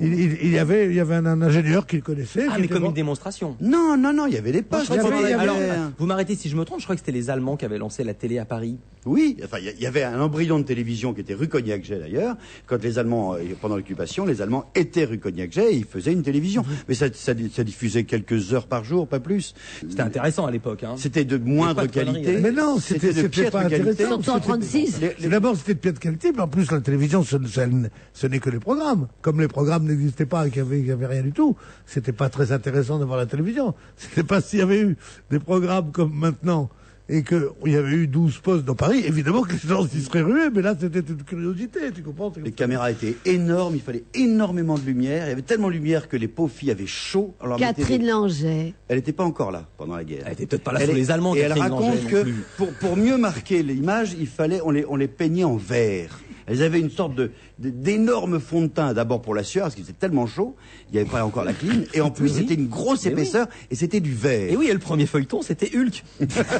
Il a fallu en tout cas attendre 1967 aux États-Unis, hein, plus tard chez nous, mais en tout cas aux États-Unis, il a fallu attendre 1967, donc 17 ans après l'invention de la télécouleur, pour que les ventes de postes couleur dépassent les ventes de postes noir et blanc. Je trouve ça intéressant. On s'en souvient tous de sa première télécouleur, non? Absolument, c'est 66, je crois. Non, moi, je disais 68. Avant 68. Moi, c'est 70, 71. 70, chez mes parents, c'était un événement, le premier poste couleur. Et vous vous souvenez, on gardait le blanc, on gardait ceux qui étaient en blanc et noir. Oui. Et on avait comme ça chacun de postes. Vous vous souvenez pas de ça? Ah non, je me souviens pas de ça. Mais je me souviens du passage à la couleur sur, je crois que c'était Antenne 2 qui avait inauguré ça. Absolument, Maurice Cazeneuve. Antenne 2. Et c'était une flopée de hauts fonctionnaires, des hygrobiles, tu vois le genre, qui dit, et maintenant, nous allons passer dans la joie et la bonne humeur à la couleur. Ah oui. Et ça n'a pas marché. Et on voyait des mecs en costard-cravate, tristes comme la pluie, sortant de l'ENA. Tous habillés en noir et qui poussaient la couleur. Oh, et c'était d'une tristesse. Moi, je m'en souviens pas, mais je l'ai vu 1000 fois dans les bêtisiers. À propos d'ailleurs de télévision, un mot aussi sur les soirées électorales de dimanche sur TF1 et sur France 2, toutes écourtées. Plus particulièrement sur TF1, bon sur France 2 ça s'est quand même terminé vers 22h23, plus tôt que prévu, mais alors sur TF1 c'est assez étonnant parce qu'à 21h05 PPDA pliait ses gaules et disait bah voilà c'est fini pour ce soir, alors qu'il y avait quand même encore des résultats qui n'étaient pas tombés, nous dit le Canard enchaîné. Pourquoi TF1 a plié les gaules plus tôt que prévu? Le Canard enchaîné soupçonne TF1 de l'avoir fait parce que c'était une catastrophe électorale pour le gouvernement et pour la droite. Non, une catastrophe audimat. Vous êtes vache. Vous pensez que c'est ça? Ah oui, regardez minute par minute. Dimanche dernier, pour le premier tour, ça démarre très fort, et puis ça baisse. Ça va, les gens, ils avaient compris. Ils sont sournois, alors, le Canard enchaîné, parce qu'ils écrivent, il y avait pourtant de quoi occuper agréablement les 25 minutes prévues supplémentaires. Pourquoi arrêter à 9h05 alors que c'était prévu d'arrêter à 9h30? Ils auraient pu, par exemple, montrer une carte de France avec l'emplacement des 19 ministres battus, dit le Canard enchaîné. Ils auraient pu poster un journaliste devant chez Giscard et lui faire dire à intervalles réguliers toujours aucune déclaration du président sortant, faire des reportages dans les étables et interroger les vaches. Alors monsieur Raffarin a déclaré qu'une élection se gagnait d'étable en étable, quel est votre sentiment? Bref, le Canard enchaîné ironise sur ces 25 minutes manquantes de la soirée électorale sur TF1. Mais Bonaldi a pas tout à fait tort sur l'histoire de l'audimat, parce que pour faire de l'audimat, il faut être consensuel. Et une élection comme ça, c'est pas consensuel. Il y a la moitié de la France, supposez que la moitié de la France soit de droite, qui a les boules de voir une telle bérésina. Combien, donc ils ont fait combien? 23%? 28,6% des téléspectateurs ont regardé TF1. Alors, ils ont dit, nous avons eu 61,7% d'abstention. C'est à peu près ça. Allez, nous, on n'aura pas d'abstention. J'espère que vous serez encore là après le flash de 17h. À tout de suite. L'apartheid règne en Afrique du Sud, où des fanatiques ont mis en marche un terrible attentat politique. À l'autre bout du monde, en Suède, le commissaire Wallander est mêlé à une enquête terrifiante. C'est au cœur de l'enfer qu'il découvrira le lien entre ces deux affaires. La Lionne Blanche, le nouveau polar d'Henning Mankell, aux éditions du Seuil. C'est l'anniversaire chez U. F3 gagné. Simple comme bonjour. Pour un commerçant, ce devrait être simple comme bonjour de bien accueillir les clients, hein? Et pourtant, faites le tour des magasins et on en reparle. Mais bon, pour nous, les nouveaux commerçants, c'est tout naturel, puisqu'on vous accueille en voisin, puisqu'on connaît vos goûts. Tenez, venez voir les promotions de notre anniversaire, les cadeaux, les surprises. C'est comme si on avait lu dans vos pensées. Pile. C'est jusqu'au 3 avril. Les magasins U, les nouveaux commerçants. L'ouvrier, le viticulteur, l'aristocrate et le peintre. Adieu la vie, adieu l'amour, c'est le premier tome du nouveau roman de Jean Vautrin, 4 soldats français. Rien n'aurait dû les réunir. Pourtant, ensemble, ils vont conjuguer bravoure et amitié pour se sortir du bourbier où les a jetés la Grande Guerre. Des tranchées de 14-18 au Paris des années folles, découvrez le portrait romanesque, cruel et flamboyant de toute une époque. Adieu la vie, adieu l'amour, un grand roman feuilleton de Jean Vautrin aux éditions Robert Laffont. Europe 1, il est 17h. Les informations présentées par Astrid Barr.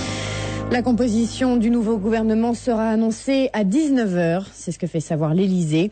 Cet après-midi, les consultations se poursuivent et elles sont nombreuses. Jean-Pierre Raffarin est en ce moment à l'Élysée. Le jeu de cache-cache continue. Le Premier ministre a apparemment quitté Matignon par la petite porte alors que ses motards sont sortis par devant, par la grande porte. Jean-Pierre Raffarin est déjà venu à l'Élysée dans la matinée pour faire un point avec Jacques Chirac. Entre les deux, il a reçu Jean-François Copé à 2 reprises, mais également Luc Ferry, Jean-Jacques Ayagon, Alain Lambert et François Baroin. Le Premier ministre a apparemment du mal à finaliser la composition de son nouveau gouvernement. Il doit donc être présenté dans 2 heures depuis le perron de l'Élysée. Et parmi les rumeurs, il y a Nicolas Sarkozy à Bercy, Dominique de Villepin à l'intérieur, François Fillon hériterait de l'éducation. Antoine Ruffnac pourrait faire son entrée à la justice. On parle également de Michel Barnier au Quai d'Orsay. François Baroin aurait lui refusé le ministère du Budget.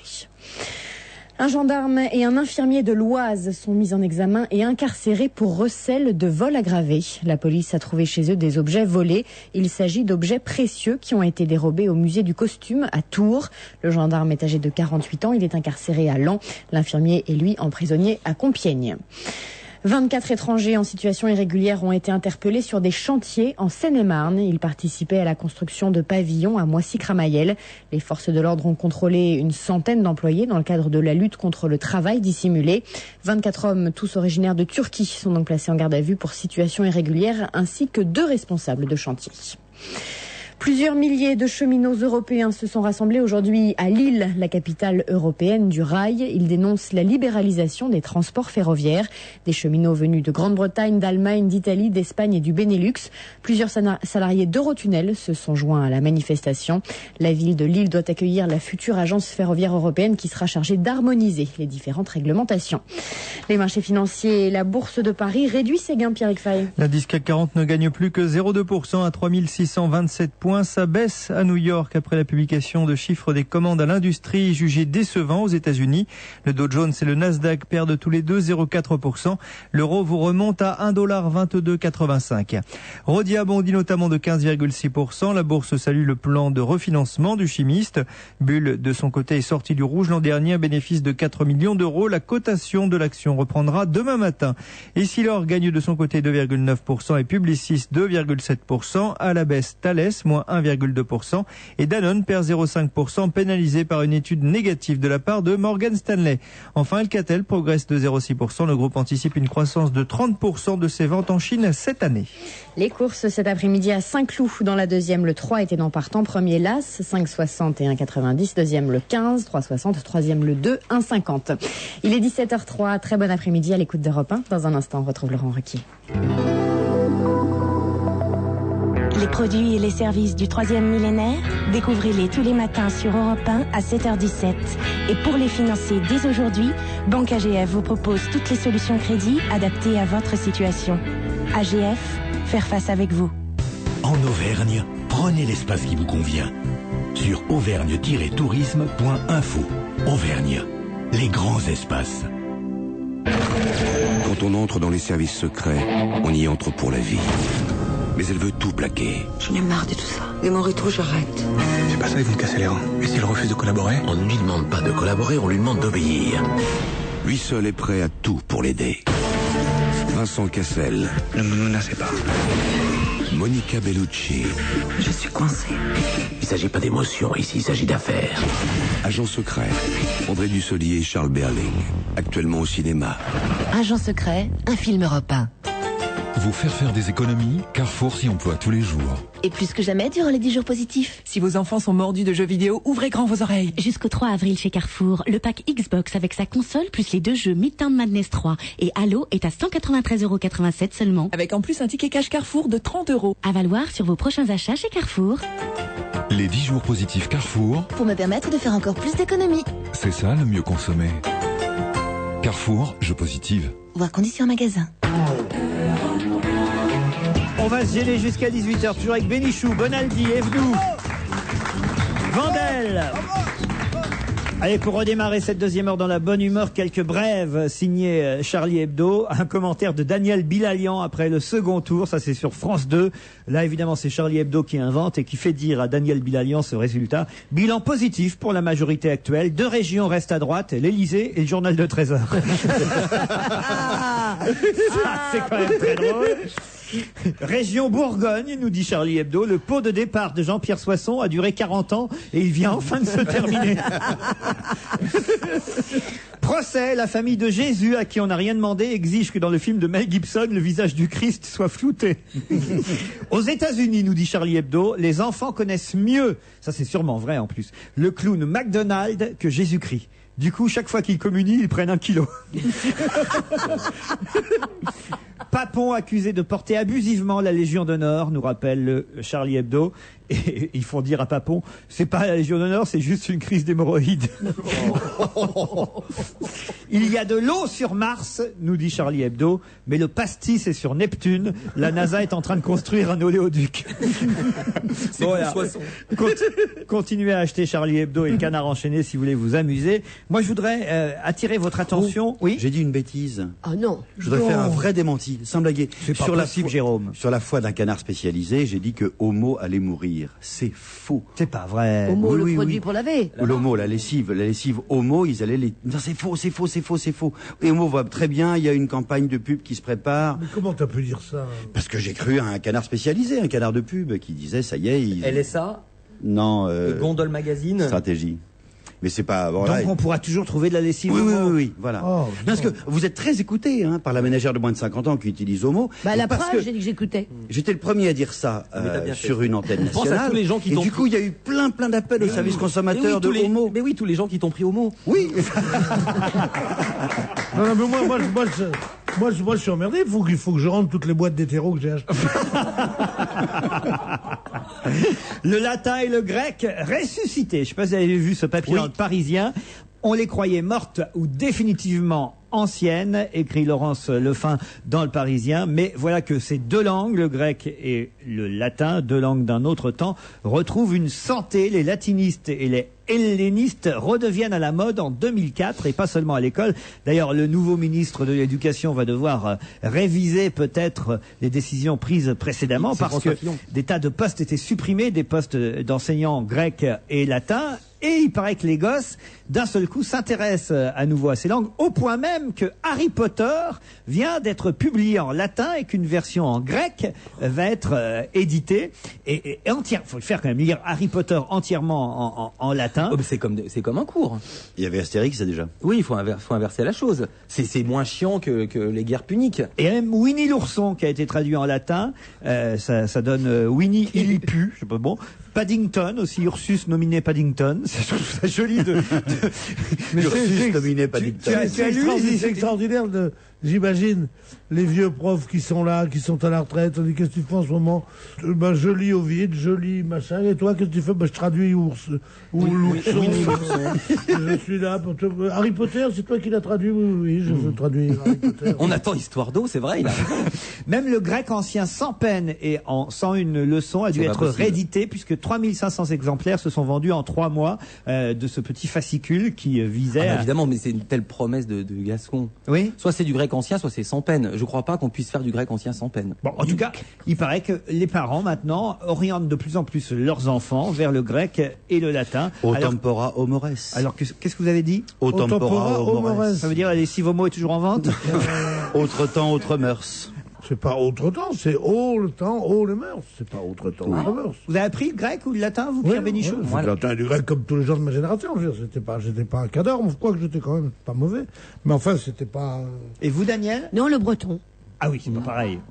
Non, j'ai pas fait d'études. Mais il y avait un bouquin qui était il y a très longtemps, et dont le titre faisait rire, s'appelait Le latin sans larmes.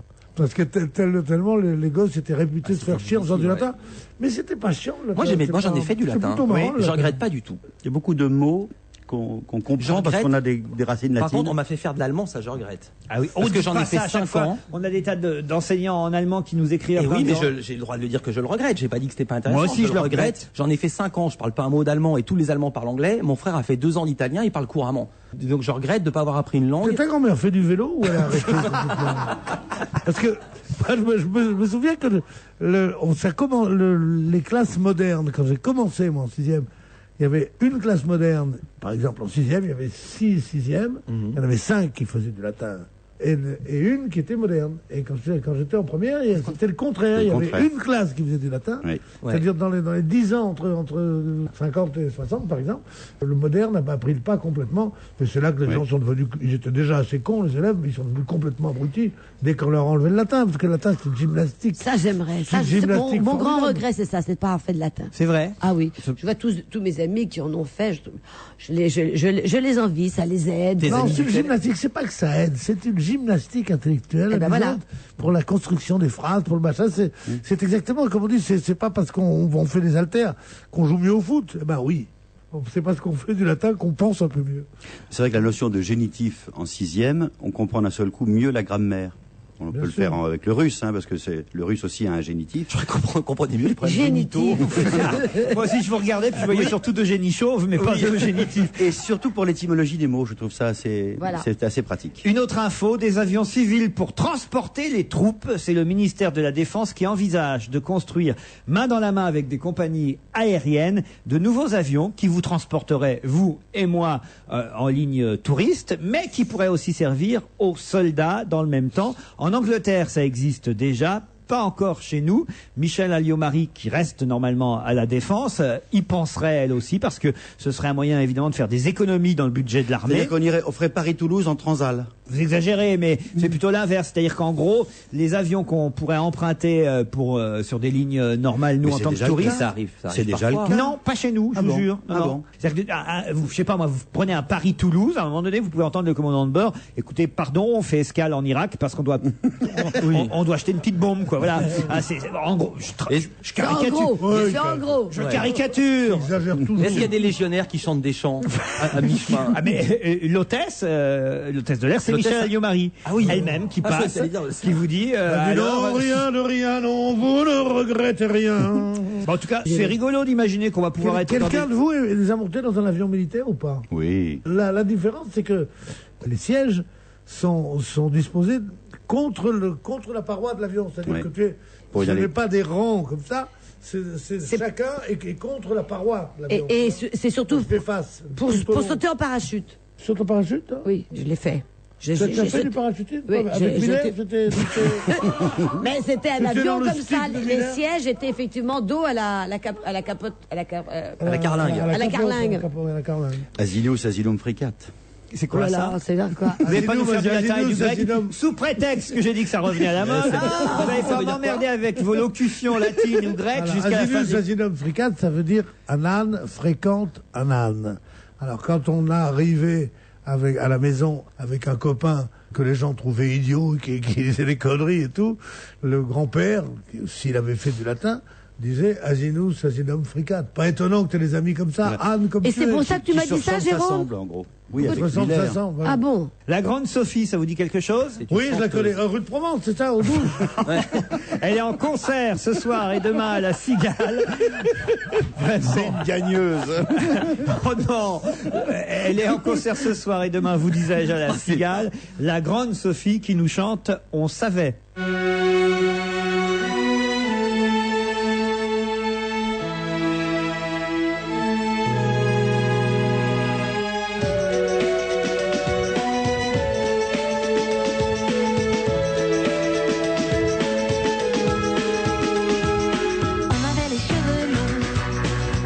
Et pourtant, on savait que ça n'allait pas durer.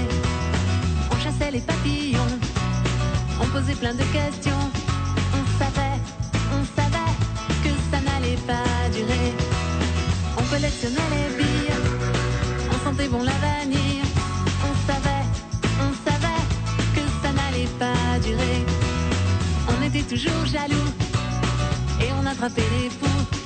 On savait que ça n'allait pas durer. Qui aurait pu nous le dire? Qui aurait su nous l'écrire? Qui avait la solution pour ne jamais devenir grand?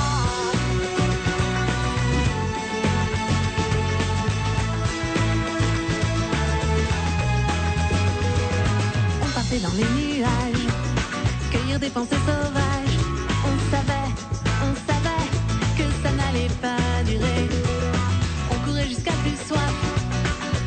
faisait des grimaces. On savait que ça n'allait pas durer. Qui aurait pu nous le dire?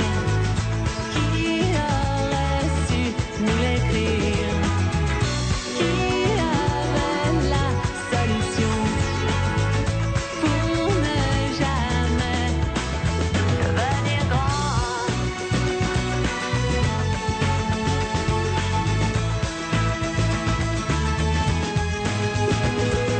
On voulait toujours faire vite avant de prendre la fuite. On savait que ça n'allait pas durer. On avait la varicelle, on était bien trop cruel. On savait que ça n'allait pas durer. Qui aurait pu nous le dire? Qui aurait su nous l'écrire? Qui avait la solution pour ne jamais devenir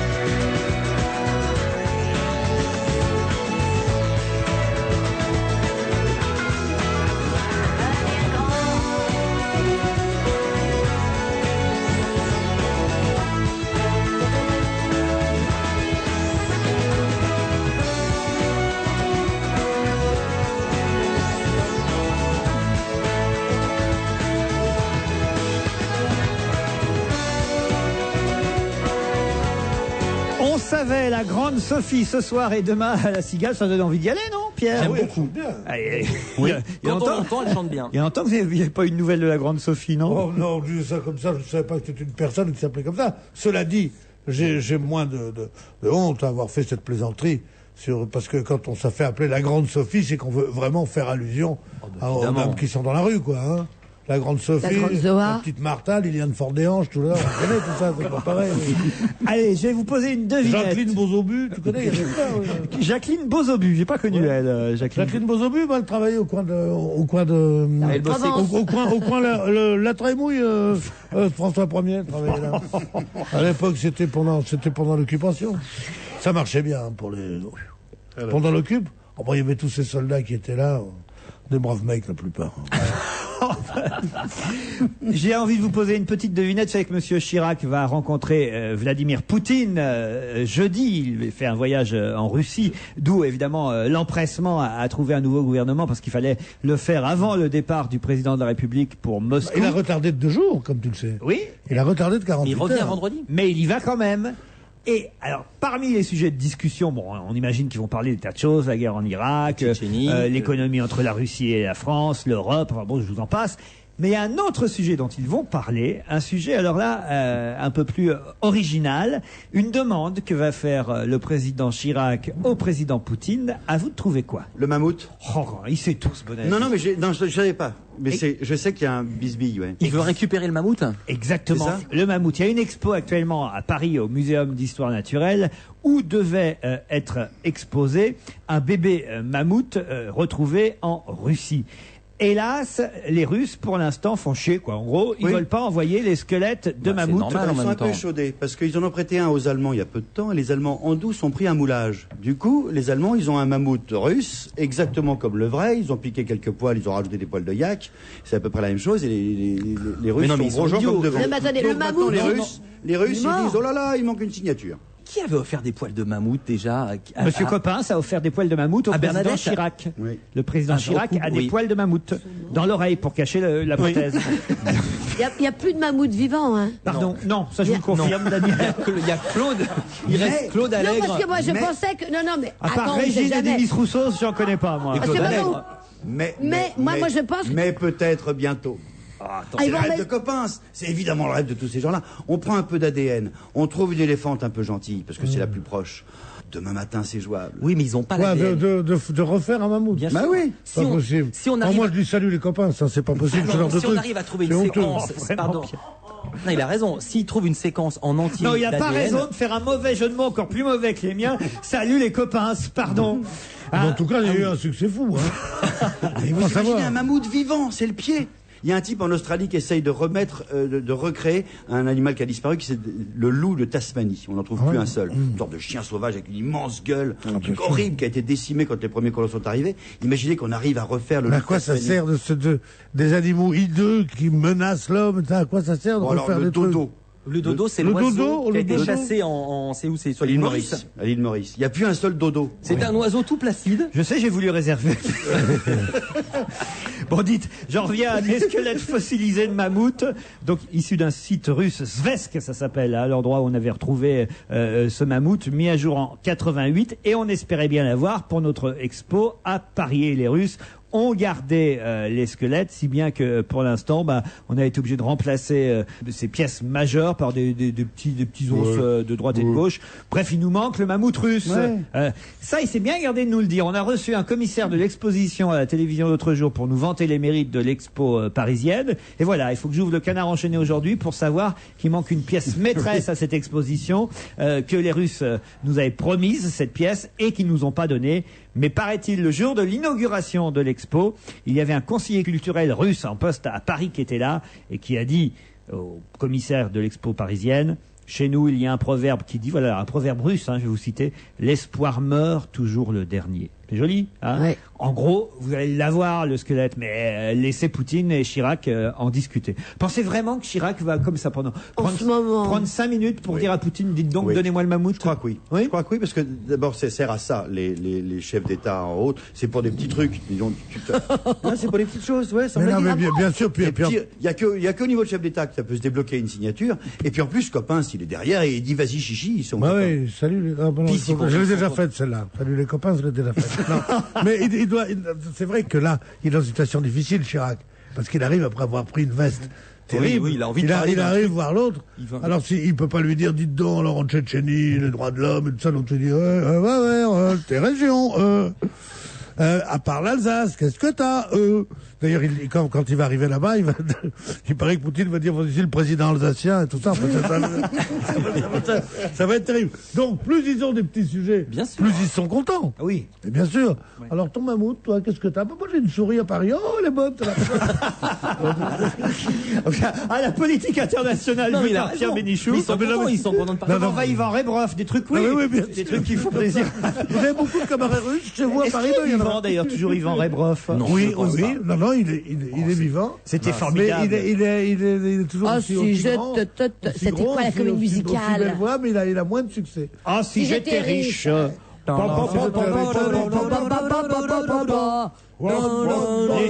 Les jeunes ne connaissent pas. Vous leur parlez. Vous leur parlez de Michal, ils savent tout vous dire, mais Yvan Rebroff, l'essentiel de la chanson internationale. Et Barry White derrière le rideau de fer. Mais comment veux-tu que des gens qui n'ont pas fait de latin connaissent Yvan Rebroff? C'est le vieux réac. C'est quand même génial parce qu'on le voyait arriver à la télévision. Il y avait une chanson. L'image du russe. Dans les émissions de Guy Lux ou de Jacques Chancel d'ailleurs, on vous annonçait Yvan Rebroff, il arrivait toujours avec une toque, un manteau de fourrure, un traîneau tiré par les rennes. C'était le folklore. La caricature du russe. Il savait faire un truc, quoi. Et il arrivait, puis il descendait, puis avec sa grosse barbe, puis oh, j'étais riche. Après, on rangeait les rennes, il enlevait sa toque, il allait bouffer au McDo d'à côté. Non, il devait avoir chaud. C'était beau la télé de l'époque. Maintenant, on vous fait chier avec des Estelle. Qu'est-ce que je dis? Ah non, on dit pas de mal d'Estelle. Alors, en plus, mais qu'est-ce qu'il devait avoir chaud? Elle parlait anglais aussi bien que moi. Moi, j'ai vu alors quand même l'émission. Je reviens à l'émission d'hier. Pourtant, les mannequins. Oui, justement. Parce que les mannequins, ils parlent. Et je t'emmerde? Non, mais les mannequins, toi, t'as fait ta carrière en France et elle est pas finie, mais les mannequins, ça travaille dans tous les pays du monde avec souvent. Ça parle peu quand ça défile. Un mannequin. Je sais pas si vous avez remarqué. Quand elles font les photos, la langue de la mode, c'est l'anglais. Oui, d'accord, mais on lui demande pas de parler. Oui, on lui dit, sois poli. On lui dit cheese, don't move, smile. Voilà, smile. Open your dress. Open your dress. Take off your shirt. Show your legs. Voilà, des trucs. Voilà, le basique, quoi. Hein, Donc, elle ne parlait pas bien anglais. Si, mais c'était très court, quoi. C'est-à-dire que Nikos vous faisait la phrase en français qui durait 10 minutes, puis après, elle, en une phrase, elle vous résumait ce qu'il avait dit. Je vous le fais, Nikos. Et bien maintenant, nous allons entendre la candidate française qui a gagné en France pour la Starac, Élodie Frégé, et j'espère évidemment que vous allez être nombreux à voter pour elle, puisque vous vous en souvenez, elle a quand même gagné la saison dernière notre émission, puis ça durait 10 minutes. Et elle arrivait, elle fait « And now, Élodie Frégé !» Je suis capable de le faire, Mais vous voyez ce que je veux dire. Mais non, c'est très bien. Regarde ce que vous dites, ça prouve que l'émission est bien montée. Elle a dû faire le truc. C'était en direct. Alors ça veut dire qu'elle est maline et qu'elle nous emmerde pas avec l'anglais. Exactement. Parce que les gens ne parlent pas anglais, d'autant qu'ils viennent d'entendre. C'est en fait, d'après ce que tu nous racontes, c'est l'anti-Nelson Montfort, quoi. Voilà. Qui lui, tu dis bonjour, comment ça va? Il dit yes, how are you? First time. Mais une question, l'émission n'est passée qu'en France ou dans toute l'Europe? Ça, je peux pas te répondre. Alors, parce que si elle n'est passée qu'en France, il n'y a aucune raison de parler anglais. Parce que moi, j'ai fait une émission comme ça il y a longtemps en syndication. C'est assez bizarre. Syndication. Oui, c'était l'élection de la plus belle fille du monde, dans le genre Miss Monde, etc. Ah oui. Et donc toutes les filles du monde entier. J'en ai fait des trucs. Ouais, j'en ai fait des trucs, ouais, bizarre. Toutes les filles du monde entier arrivent aux États-Unis et on tourne pour 14 pays. Et il y a 14 présentateurs. Et donc c'est vachement bien fait parce que les filles sont là, l'image est à tout le monde, et nous on était sur le côté, les petites loges. Et puis d'un seul coup, alors on me donne le droit, et j'ai le droit à 20 secondes. Alors donc je viens devant les filles pour faire croire aux téléspectateurs français que je suis le seul, et je fais en français, et maintenant le gagnant est, et puis après hop je m'en vais. Et l'espagnol arrive, et il dit un nao, enfin en espagnol, après il y a le turc, le moldovaldac, le chinois, etc. Le pire c'était à la fin, parce que on avait acheté assez cher ce programme, il fallait que je sois là lorsqu'on annonce la gagnante. Le premier service est l'américain, la gagnante est machine. Oh, elle pleure, d'accord? Allez, stop, c'est bon, au suivant, le français. Et la gagnante est, il faut que la fille, elle repleure. Mais elle le sait déjà qu'elle est gagnante. Et au bout de la 14e fois, c'est un peu compliqué. Voilà. Syndication, c'est un beau mot, ça. Je ne connaissais pas ce mot. Mais oui, c'était traduit de l'anglais, c'est syndicated. Ça veut dire qu'ils sont en synergie, qu'ils sont comme ça. Et d'ailleurs, on peut pas dire que c'est les journaux qui publient des trucs en syndication, soient syndiqués. Il manque l'adjectif pour syndication. C'est vrai. C'est une émission culturelle aujourd'hui. Aujourd'hui, oui, spécialement. Ah oui, c'est pour ça que j'écoute. Pour vous, Daniel. On apprend le latin. Voilà, j'apprends. Vous apprenez des mots, vous les retenez pas, mais vous les apprenez. Hein? Mais il faut que je le répète, je ne sais pas comment placer syndication ce soir au théâtre. Vous jouez à ça? Ça existe encore, c'est moi j'adore jouer à ça. Vous jouez à ça? Moi, mais pas au théâtre, dans la vie, quoi. Ah non, bah, au dans théâtre. la vie, dans la vie. non. Sans effort. Au théâtre, est-ce que tu... Oh, si, l'autre jour, pendant le match de rugby. Ah, ça, c'était irrésistible. Samedi Celui qui soir. sortait de scène, il nous disait le score. Le score. Et il y a un comédien qui a oublié d'entrer en scène. Il était devant son poste, dans Ça sa doit être chambre. sympa. Bon, dans sa remarquez, loge. dans Ma femme est sortie, c'est facile de placer que Michalak vient de marquer un essai. Dans Andromaque, c'est plus compliqué. Et là, non, mais là, c'est bien passé. Et alors, Virginie Prada, elle a dit, bon, hein, je dirais pas le nom du comédien mais c'était pas grave, il a oublié d'entrer. Et carrément, elle a dit, je suppose que vous regardiez le match. Alors, dites-nous le stade, dites-nous le score. Et à ce moment-là, il y a des gens, il a dit, et il y a des gens qui ont applaudi, voilà. Et il y en a d'autres qui ont dit, ne dites plus rien, on a enregistré. C'est sympa votre pièce de théâtre. Mais on discute pendant la Non, pièce. dans le site, tu peux le faire. Dans le site Oui. Nous partîmes à 3 buts, mais par un prend renfort, nous vîmes 6-3. En revenant au port. Tu peux le faire. Allez, on se retrouve après la pub, à tout de suite. Rencontrer son conseiller EDF Pro est bon pour le massage des quadriceps. Ici, il ne fait ni trop chaud ni trop froid. Avec son conseiller EDF Pro, ce kinésithérapeute a choisi le système de climatisation réversible le mieux adapté à son cabinet. Maintenant, il a la température idéale toute l'année. Cerise sur le massage. En hiver, il maîtrise mieux sa consommation.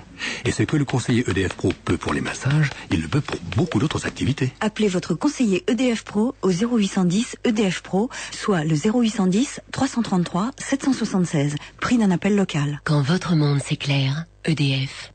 C'est l'anniversaire chez U. S3 gagné. Pulvérisé. Les magasins U ont pulvérisé leur record de fréquentation pendant la première semaine de l'anniversaire. Et on comprend les clients, des bonnes affaires à tous les rayons, des séjours à gagner à un grand jeu gratuit. Alors, pour les derniers jours, on s'attend à la folie. C'est jusqu'au 3 avril. Les magasins U, les nouveaux commerçants. Oh, vivement cet été chez Pierre et Vacances avec les enfants. Tiens, d'ailleurs, où on va partir cette année? Oh, c'est vert là. Bah oui, au vert. Des vacances au grand air. Et on va pas y passer la journée. Bah non, au moins 2 semaines. n'attendez plus pour réserver vos vacances.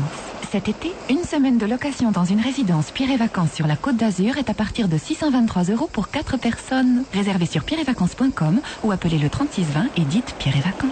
15 centimes la minute, voire conditions en catalogue. On va se gêner jusqu'à 18h, toujours avec Pierre Bénichou, Philippe Vandel, Daniel Evenou, Jérôme Bonaldi. On parlait sport avant la pub, rugby à travers le théâtre et la représentation de Daniel. Mais il va y avoir des essais aussi ce soir, mais en football, des essais de la part du sélectionneur Santini, puisque vous savez, il y a beaucoup de blessés dans l'équipe de France qui va affronter dans un match important les Pays-Bas ce soir. Et les Hollandais, ils sont pas faciles en foot. Match important, mais amical. Un match important, mais amical. C'est pour ça qu'ils sont blessés, mais pas vraiment blessés non plus. Mais on nous dit quand même que c'est le dernier vrai test avant l'Euro 2004, où je vous rappelle, cher Pierre Bénichou et Philippe Vandel, on doit partir ensemble. Exactement. Hein, j'ai réservé les chambres pour le Portugal. Oui. J'ai pas de nouvelles. Ça me fait bien plaisir alors. Vous n'allez pas me lâcher, Pierre Bénichou? C'est quand exactement? Fin juin, début juillet. Mais il a encore dit à Europe, c'est 3 semaines, mais vous n'écoutez pas les émissions. Si, mais tant que moi on m'a pas dit. C'est le 14 à tel endroit à l'hôtel. Alors attendez, si j'ai réservé 3 ou 4 chambres à Lisbonne et que vous venez pas, je vais avoir l'air malin. Non, j'irai. On va leur montrer de quel mois on change. Nous on ira, mais le problème c'est que évidemment j'ai pris pour la dernière semaine de la compétition. Est-ce que les Français y seront encore? On va se qualifier. Oui, on va se qualifier. On est en train d'attendre. T'as les places de nos stades et tout? Ça, on va se débrouiller pour les avoir. On va se débrouiller. On va se dépêcher. Attends, on fait un sujet sur la Fédération Française de Football en disant que c'est vachement bien et que l'adresse d'Europe 1 c'est 26 bis le François 1er. Je connais des gens importants, Raphaël Mezrahi. Moi j'enverrai Vandel faire la queue dès demain. Là. Pour vous dire quand même, on risque d'être en finale parce que ce soir, ce qu'ils disent pas, c'est que c'est un match amical. Il y a un pas match Zidane, important quand même. Mais surtout, il est important pour une autre raison, c'est qu'on risque de battre un record mondial. Vous savez ou pas? Non. L'équipe de France a gagné 14 fois d'affilée. Si elle gagne ce soir, elle gagne 15 fois d'affilée et ça sera la seule équipe à l'avoir fait puisque même le Brésil n'a fait que 14 victoires d'affilée. Mais ça se passe à Rotterdam, c'est ça le problème. Oui, alors oui. C'est pas chez nous. Il vaut mieux être chez soi. Le 11e joueur. Le 12e, pardon. Il est bon ce Mikou là qui remplace Zidane parce que moi j'avais l'impression que quand il était sélectionné là lors du dernier mondial, il avait vraiment été naze. Non, il est bien Mikou, il est bien. C'est un garçon qui s'est intégré au groupe, qui fait montre de cohésion. En même temps, il prend les matchs comme ils viennent, sans se préoccuper du résultat. L'essentiel, non, tu me comprends pas. L'essentiel, c'est les 3 points. Il y a quand même un problème, c'est que Santini, le sélectionneur, il fait un peu la tête parce qu'il voudrait bien rencontrer Monsieur Simonet, le président de la fédération, pour que son contrat soit prolongé, renouvelé, qu'il soit augmenté. Il dit moi, je vais aller là-bas à l'Euro 2004 sans savoir si je serai encore sélectionneur après. Moi, je suis pas inquiet pour lui. Ah oui? Pour 2 raisons, parce que d'abord, si ça se passe bien pour lui, dès que tu parles de Santini, tu parles plus lentement. Oui, c'est vrai. Parce qu'il nous écoute. Je parle lentement. Et deuxièmement, il va trouver du boulot. Si on le vire, il va trouver du boulot tout de suite. J'ai des nouvelles de votre copain. Je reste dans le domaine sportif. Pierre Bénichou, Olivier de Kersauzon, qui a bien du mal. Le pauvre, il y a un joli titre dans Libération ce matin. Géronimo cherche une mère porteuse. Oui, c'est joli parce que effectivement, il était dans la tempête. Maintenant, il est dans une zone plus calme. Alors, il y a 2 jours, il se plaignait parce qu'il y avait trop de vent. Maintenant, il y en a plus assez. Bref, une vraie gonzesse. C'est jamais bien. Vous attendrez qu'il revienne, Kersauzon. Oui. Qu'il soit pas là. Pour lui dire que c'est une vraie gonzesse. Hein? Je profite qu'il soit pas là pour. Non, mais manifestement, il prend du retard. Il va pas y arriver. Non, il a encore 2 jours d'avance. Oui, mais il y a le mec qui est devant lui. Fossette. Qui a la même avance que lui. Il prend du retard sur le type qui a de l'avance. C'était quand même son 33e ou 34e jour de mer à Kersauzon. Et avec son équipage, il déprime. C'est ce que nous disait en tout cas la presse encore hier matin. Il est très fatigué. On est en survie. On est en train de se faire jeter du sud. Sous-toilé. Je sais pas ce que ça veut dire. Sous-toilé. Il met pas de ils mettent moins de de la toile. Nous faisons des surfs à 35 nœuds, mais ce n'est pas le vent qui nous maltraite, c'est la mer qui décide. Voilà ce qu'il dit. Et t'imagines le truc, t'as déjà fait du surf à 35 nœuds sur une bête comme celle-là? Non. C'est extraordinaire. Extraordinaire. Ah oui. C'est fou ce qu'ils font. Alors moi, il m'a raconté un truc un jour. Je lui ai dit, mais est-ce que tu arrives d'avoir peur? Alors il me dit, mais, terriblement, surtout des fois, sans raison, j'ai peur, surtout en solitaire. Et je dis, mais il dit, je mets de la musique, je fais des trucs. Il dit, mais il t'arrive des fois, je me dis, c'est foutu. Je dis, mais il t'arrive de pleurer? Il dit, non, de pleurer, non. Mais de hurler, oui, pendant des heures. Je dis qu'il arrive. Non, ça va être quelque chose que déjà, quand il parle normalement. Non, mais c'est extraordinaire, parce qu'on se rend compte de la performance physique, on ne se rend pas compte de la performance émotionnelle. Et morale. Et morale. Et il dit, il m'arrive de crier seul comme ça. Et que je m'arrête quand ma voix n'en peut plus. S'il vient ici, il le niera, parce que c'est un menteur, un sale con. Je l'embrasse. Je l'embrasse. Moi aussi, c'est mon ami. Mais c'est fou comme de voir Kersozon tout seul devant la mer déchaînée qui hurle. Mais là, il est en équipage. Là, il est en équipage. Là, il peut hurler sur les copains. Vous savez comment ils font pour aller vite en équipage? Non. Ils font 3 équipes et ils se chronomètrent. Et comme ça, on regarde quelle est l'équipe qui va le plus vite, et comme ça, ils se motivent, et il y a une compète. Mais c'est beau, hein, ces engins formidables qui vont à 35 nœuds. Et quand il dit surf, c'est-à-dire qu'il prend... c'est quoi, Jérôme? C'est 50 à l'heure? Oui, mais en bateau, c'est formidable. T'as l'impression que quand tu vas tomber à l'eau, tu vas te faire mal, tu vois. Vous qui savez tout, Bonaldi, pourquoi il y a un bateau qui s'appelle Cheyenne, l'autre qui s'appelle Geronimo? Je sais pas. Pourquoi ils ont tous des noms d'indiens, les bateaux en ce moment? Non, c'est pas des marques. Justement, c'est pas de marque, c'est formidable, ça, hein, le fait que ce soit pas sponsoré par une banque, machin. Il y a bien des sponsors derrière. Je sais pas pourquoi il s'appelle Geronimo. Sûr qu'il y a des sponsors. Voyons, réponse demain, on a un appel, voilà, un mail. Si un auditeur sait pourquoi les bateaux portent des noms d'Indiens, qu'il nous appelle demain. Parce que là, s'il nous appelle entre 16h et 18h, on n'a pas le temps. On fait autre chose. Mais ce serait bien de le faire venir à son retour. Kersozon? Ah oui. Mais il est en face. Eh bien, on lui demandera, de Pierre et moi, un petit peu. Il a traversé la mer, il peut bien traverser la rue. Voilà. Ah oui. Et croyez-moi, je suis sûr qu'il ne nous le refusera pas. C'est vrai? Ah oui. Ah bah alors écoutez, demandez-lui. Ça serait bien. Du cannabis dans les patates. C'est un titre de François. Ce matin, plus de 3 tonnes de cannabis ont été saisies dans la nuit de dimanche à lundi par les douaniers du poste frontière, célèbre poste frontière du Pertus. On nous parle toujours de celui-là, dans les Pyrénées-Orientales. Un camion qui venait d'Espagne à destination de la Grande-Bretagne, avec à l'intérieur donc des patates et à l'intérieur de ces 20 tonnes de pommes de terre. Et regarde la proportion, je trouve que c'est pas mal. Hein. Maïté aurait pas mieux fait 3 tonnes de cannabis pour 20 tonnes de pommes de terre. Je trouve que c'est quand même ça. Tu fais une couche, 20 tonnes de pommes de terre, 20 touches de pommes de terre, 3 tonnes et un peu de fromage. Voilà, tu passes au grille. Tu fais gratiner. Et vous savez comment on appelle ça, Pierre Bénichou? Un hashish parmentier. Allez, on se retrouve après la pub. Les produits et les services du 3e millénaire, découvrez-les tous les matins sur Europe 1 à 7h17. Et pour les financer dès aujourd'hui, Banque AGF vous propose toutes les solutions crédit adaptées à votre situation. AGF, faire face avec vous. L'apartheid règne en Afrique du Sud, où des fanatiques ont mis en marche un terrible attentat politique. À l'autre bout du monde, en Suède, le commissaire Wallander est mêlé à une enquête terrifiante. C'est au cœur de l'enfer qu'il découvrira le lien entre ces deux affaires. La Lionne Blanche, le nouveau polar d'Henning Mankell, aux éditions du Seuil. C'est l'anniversaire chez U. Ce matin, chez U, on m'a dit comme ça, de façon concrète, faudrait faire à l'antenne une allusion discrète au fait que chez U, ce sont les derniers jours pour gagner des séjours en Crète. Faudrait pas tenir secrète la date limite du 3 avril. Faudrait pas en tenir secrète. Dernier jour pour gagner l'un des 826 séjours pour 2 au grand jeu gratuit. Ça finit le 3 avril. Après, il vous restera plus qu'à aller cueillir des pâquerettes. Crète, pâquerettes. Je suis très fier de celle-là. Excusez-moi. Les magasins U, les nouveaux commerçants. Attention, ce message s'adresse aux professionnels et aux entreprises. Votre téléviseur? Oh, je peux vous le réparer, monsieur. Si je suis spécialiste, bien sûr, je suis spécialiste d'un peu tout, moi. Je répare les tondeuses à gazon, les grille-pains, les voitures. Alors votre télé, vous pensez? Dans votre vie de tous les jours, vous préférez faire confiance à de vrais spécialistes. Eh bien, dans votre vie professionnelle, vous allez bientôt pouvoir choisir votre fournisseur de gaz naturel.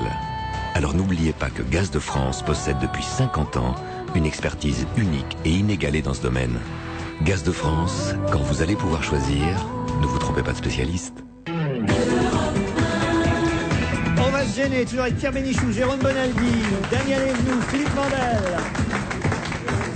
Je vous avais promis en début d'émission de vous parler de ce papier d'Hervé Liffrand dans le Canard enchaîné, papier que j'ai évoqué déjà dans ma chronique ce matin avec Julie, papier qui révèle que pendant 20 ans, quand même 20 ans, quelques employés municipaux donc de la mairie de Paris, sous l'époque Chirac et ensuite Tibéri, étaient non pas payés, mais en tout cas étaient délégués au jardinage dans des maisons privées de personnalités proches de l'ex-RPR, qui ainsi pouvaient bénéficier de travaux gratuits pour leur jardin, leur plantation. C'est-à-dire qu'on demandait aux employés des parcs et jardins de la mairie de Paris carrément de porter leur ciré à l'envers. C'est écrit Pour pas qu'on dans voit Ville de l'article. Paris. Pour pas qu'on voit le logo Ville de Paris.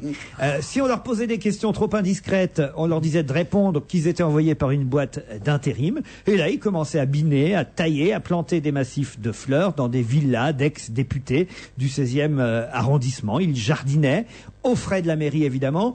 Bertrand Delanoë a déposé plainte pour abus de confiance. Cette affaire-là s'est terminée en décembre dernier. Ça faisait 20 ans que ça durait. Il y a eu en fait une enquête des inspecteurs de la ville qui ont découvert l'ampleur du trafic. Parce que ça continuait sous Delanoë. Oui, bah oui, mais ils savaient pas et ils s'en sont aperçus. Génial. Et peut-être d'ailleurs, on peut pas évidemment accuser ni Monsieur Chirac ni Monsieur Tibéri, des gens honnêtes. On peut pas les accuser.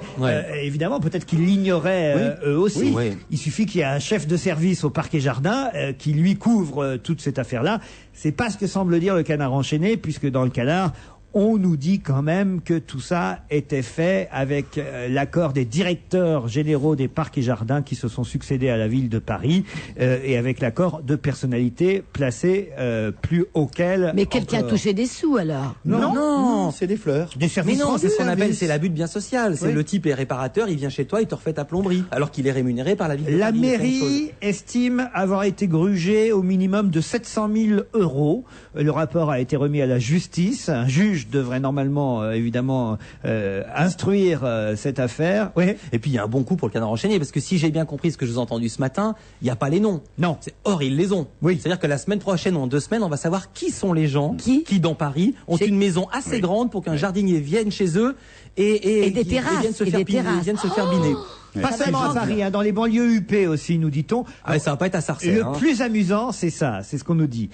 Dans le 16e arrondissement, les parterres municipaux étaient, enfin les fleurs dans les parterres étaient espacées. On demandait aux employés municipaux de garder 20 à 30% des arrivages de plantes, donc de planter large pour garder 20 à 30% pour aller les planter dans les jardins privés. Ça, C'est drôle.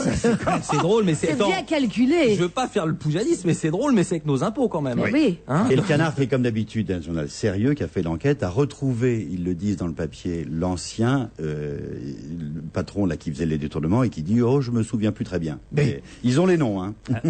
La pratique du jardinage est pourtant vivement recommandée pour prévenir la maladie d'Alzheimer, conclut le Canard enchaîné. Eh ben, pas dans tous les cas. C'est formidable. C'est formidable et c'est dingue. Est-ce qu'on va chipoter pour 2-3, je disais 2-3 rhododendrons ou 4-5 plates-bandes? Bonaldi. Hein. Attendez, il y a quand même... Vous avez jamais détourné un stylo de repas, un briquet de Non. Canal+. Bonaldi à Canal+. Bonaldi à Canal+, ça m'impressionnait, rendait les cadeaux. C'est pas Je revenais pas, j'étais jeune, j'arrivais à Canal. Bonaldi, il faisait la rubrique des objets, il Vous êtes recevait bien tout. con parce que Jean-Claude Bourré c'est tout meublé Non. chez lui. Et vrai. Jérôme rendait les trucs. Et je disais, mais t'es important, idiot. oui. Je disais, t'es idiot. 1, on te les donne. 2, ça leur fait plaisir. Non, je les rends, je veux pas d'emmerde. Voilà. Ben non, c'est un problème de place aussi. 5 objets par jour, 5 jours par semaine. J'ai fait ça pendant 15 ans, t'imagines. Après, le hangar. Mais qu'est-ce qu'on t'offrait? Ben tous les objets qu'on présentait. A priori, voilà. Non, Et moi, t'imagines avec les films de boules, tout ce que j'avais? on gardait les livres et ce qui se buvait. Vous les avez rendus toutes les call girls? Avant de Alors passer- maintenant, ces gens-là, ils vont voir tous ces gens. C'est pas difficile de savoir qui c'est. Oui. Ceux qui ont des doutes, ils n'ont qu'à regarder les balcons qui maintenant n'ont que des orties. Ah, vous voulez dire que d'un seul coup, si le jardinage... Ah bah oui. Ah, Enquête, investigation, Là, reportage. là, Marie voilà. Pervenche a encore frappé. Il y a- On sent mais oui. l'enquête. Avant de passer à l'info suivante, je voudrais faire une annonce pour les auditeurs qui voudraient assister à l'émission. Jeudi 1er avril, c'est-à-dire demain matin, l'émission sera enregistrée entre 9h et 11h. Vendredi 2 avril, entre 12h et 14h. Il y aura même un enregistrement dimanche soir, entre 19h30 et 21h30. Et vous aurez la chance de m'y retrouver. Vous dites ça pour attirer Oui, l'auditeur. absolument. N'hésitez pas à réserver auprès d'Olivier Desch qui vous répondra. Oh, Surtout si vous êtes blonde au gros sein, avec forte poitrine. Et que vous appelez Sophie. est-ce que vous avez retenu le numéro de téléphone que je donne pourtant régulièrement dans cette émission, Ah bah oui, Pierre ça Bénichou? commence par 01. Et 47-23, c'est le numéro de Parfait, voilà, Vandel, ça Mais c'est après, bien je déjà. sais pas la suite. 47 23 18 04, je rappelle le numéro 01 47 23 18 04 pour avoir Olivier Dèche. Attention aux fenêtres. Ça, c'est un papier incroyable. Un papier affreux si on lit en détail ce que raconte le docteur Philippe Meyer dans Le Parisien ce matin. C'est un spécialiste des urgences de l'hôpital Necker et il lance un cri d'alarme. Il dit que chaque année à cette époque, là, au printemps, du mois de mars au mois de septembre, il y a à peu près, allez, on va dire 60, 70, 80 gosses qui tombent par la fenêtre. Ça m'a terrifié. Parce que dès qu'il fait beau, les parents laissent les fenêtres ouvertes et chaque année à cette époque, au printemps, on ramène à l'hôpital des gosses qui ont subi donc un traumatisme crânien, des fractures. Et c'est affreux à dire, mais 20% d'entre eux décèdent et 45% de ces enfants gardent des séquelles à vie. Parce qu'il explique, c'est assez curieux, on pourrait évidemment faire de l'humour noir là-dessus, mais le docteur Meyer raconte que quand un petit tombe sur une pelouse mouillée du premier étage, il peut s'en sortir, mais quand il tombe du 5e, la pelouse mouillée, eh bien c'est comme du béton. Ça m'a terrifié ce papier. 1 parce que j'habite au 6e, 2 parce que j'ai des balcons, 3 parce que mon petit il a 2 ans et demi et que c'est une pile électrique. Tu mets des grillages. Mais même le grillage. Il y a des très jolis. Mais dans le balcon il y a du grillage, mais comment il lui grimpe au grillage? T'appelles les employés de la municipalité de Paris, ils viennent te poser un grillage gratos. J'aimerais bien savoir ce que non, mais le docteur Philippe Meyer dit que, attention, quand vous laissez un enfant dans une pièce aux fenêtres ouvertes, c'est aussi, il a autant de risques que si vous le laissiez tout seul à un carrefour. Mais ça me terrifie. Tu te rends compte? Ça m'a terrifié. Et alors, pire que ça, là aussi on pourrait en rire, mais le détail, il va vraiment dans le détail, le docteur Meyer, il dit, mais alors pourquoi c'est souvent la tête des enfants qui est touchée? On lui demande et il répond, les petits ont une tête volumineuse, il suffit qu'ils penchent la moitié du buste pour que leur tête entraîne le reste du corps. C'est pour ça que je me penche pas. Oh. Jamais vous verrez un Givaro tomber d'un balcon, par exemple. Non. Jamais. Ouais, c'est affreux. Alors, il y a des conseils. Les 5 conseils pour éviter la chute. Si vous aérez chez vous, surveillez. Aérez les pièces les unes après les autres. N'ouvrez pas toutes les fenêtres en même temps. D'abord, ça fait des courants d'air. Mais ne laissez jamais un enfant sans surveillance dans une pièce où la fenêtre est ouverte, même si vous avez l'impression qu'elle n'est pas accessible. Car dès que vous avez le dos tourné, l'enfant peut effectivement trouver n'importe quoi pour grimper et escalader jusqu'à la fenêtre. Un truc, alors là, ça c'est un vrai conseil, parce que moi, bête, vous me direz, j'ai pas d'enfant, mais enfin, je le fais tout le temps. Pas de chaise pour maintenir une fenêtre entrebâillée. Ça, c'est le truc. Souvent, pour maintenir une fenêtre entrebâillée, on met une chaise. Évidemment, le gosse, première chose qu'il fait... il monte sur la chaise et pouf, il tombe. Voilà. Évidemment, deuxième conseil. Pas de lit sous la fenêtre. Dans les chambres, ça arrive. On met la... Et alors, il monte sur le lit et pouf, il tombe par la fenêtre. Pareil. Pas de ballon sur le balcon, Pierre. Ah bah non, parce qu'ils vont chercher le ballon. Et pouf, il tombe par la fenêtre. Heureusement qu'il est là.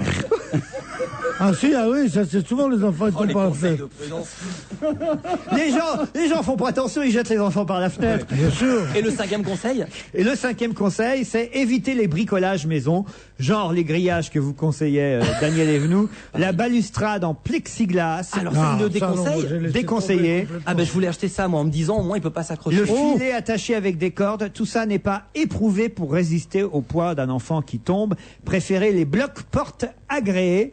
Et l'idéal, alors là Jérôme Bonaldi va nous expliquer, l'idéal c'est la fenêtre oscillo-battante. Ah oui, je sais, c'est le haut de la fenêtre. Oh là là, pour une fois que j'ai un truc, je vais le dire. C'est le haut de la fenêtre, imaginez une fenêtre coupée en deux et elle se...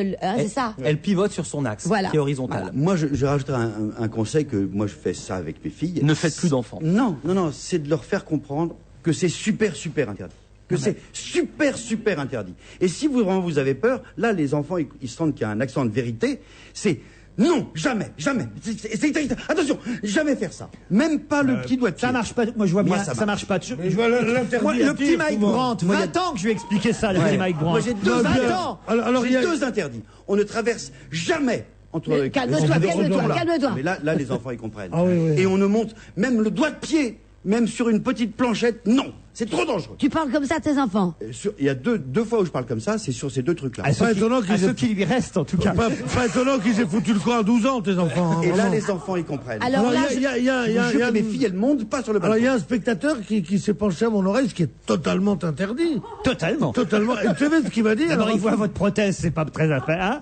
Vous savez ce qu'il m'a dit? C'est honteux ce qu'il m'a dit. Il m'a dit, il n'y a qu'à électrifier les grillages. Je trouve que ce type-là est un salaud.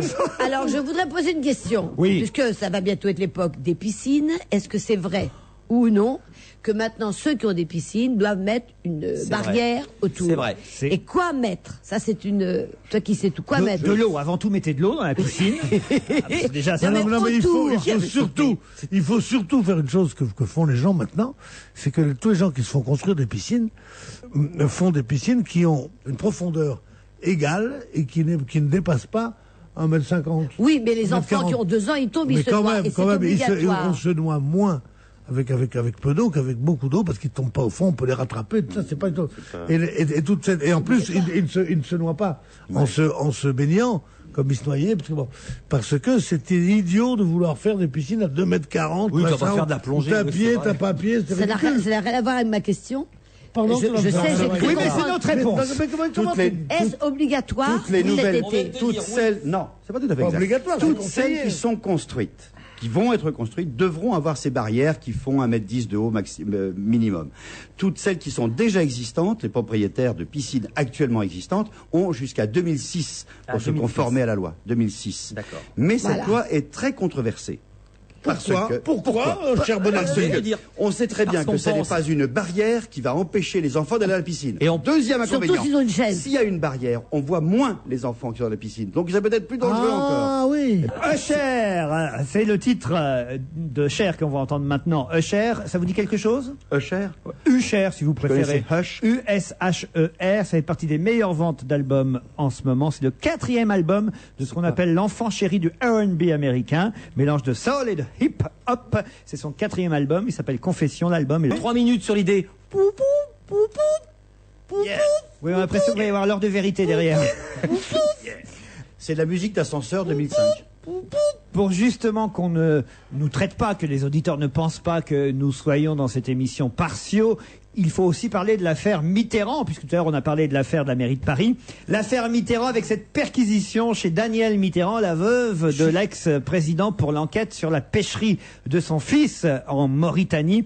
Et c'est évidemment plus facile de parler des histoires des jardins et parcs de la mairie de Paris, parce que c'est plus concret, plus rigolo, plus amusant, les plates-bandes et les géraniums, que cette histoire de fonds occultes, de versements liquides à hauteur de 500 000 à 600 000 euros de la part... Vous ne parlez pas de Gilbert Mitterrand, vous parlez de l'autre. Jean-Christophe. Jean-Christophe, voilà. Et là, il y a eu une perquisition chez Madame Mitterrand, qui a envoyé une lettre au journal Libération. Elle s'est plainte, Madame Mitterrand, d'avoir été citée par Libé dans un article qui mentionnait l'apport récent et légal par elle, Madame Mitterrand, de 200 000 euros à l'entreprise de pêche de son fils. Elle se plaint, je cite la lettre de Madame Mitterrand au journal Libération, elle se plaint qu'un monsieur diffame pour exercer sa vengeance. Elle revendique vouloir sauver l'entreprise de son fils en Mauritanie, harcelé, injustement traité, elle parle de son fils Jean-Christophe, interdit de travail et de circulation hors Hexagone. La seule motivation pourtant qui lui permette de croire en l'avenir est cette usine qu'il a créée de toutes pièces, dit-elle.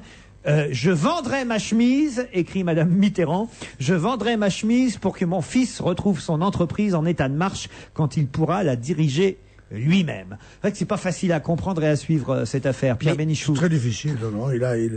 Il a créé une entreprise, une pêcherie, je sais pas quoi. Alors il paraît que il avait un directeur là-bas, que de l'argent qui est venu. Enfin, je sais pas, c'est très compliqué. Moi, j'ai rien compris. Vient se mêler à ça l'affaire de vente d'armes. Mais la raison pour laquelle il n'a pas le droit de sortir, c'est pas la pêcherie, c'est l'affaire Falcon. D'accord. Évidemment. Ouais. Voilà. Et il peut pas, effectivement, diriger son entreprise, là-bas.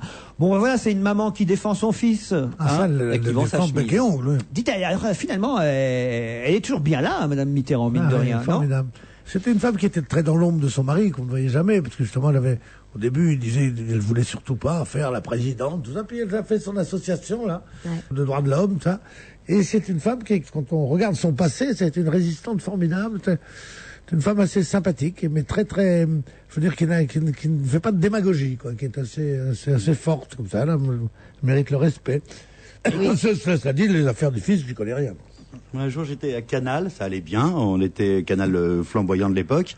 Et je suis en scooter à arrêter un feu rouge. À l'époque où tu rendais encore les objets.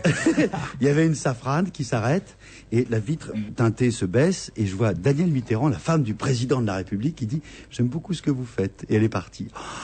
c'était le plus beau compliment qu'on m'ait fait. C'est vrai? vachement agréable. C'est vrai Très, très agréable. On n'avait pas grand-chose à foutre à l'époque. Non, mais Moi, c'est j'ai préféré- agréable. Moi, pareil, l'autre jour, je vois un fourgon de police qui passe à côté de moi, la vitre qui s'ouvre, Jean-Christophe Mitterrand qui me dit « J'aime moins quand vous parlez de moi ». Ben voilà, comme ça, on aura fait un petit coup à droite, un petit coup à gauche. Il y a des affaires partout. Les affaires reprennent, mesdames et messieurs. On se retrouve demain entre 16h et 18h. Bye bye.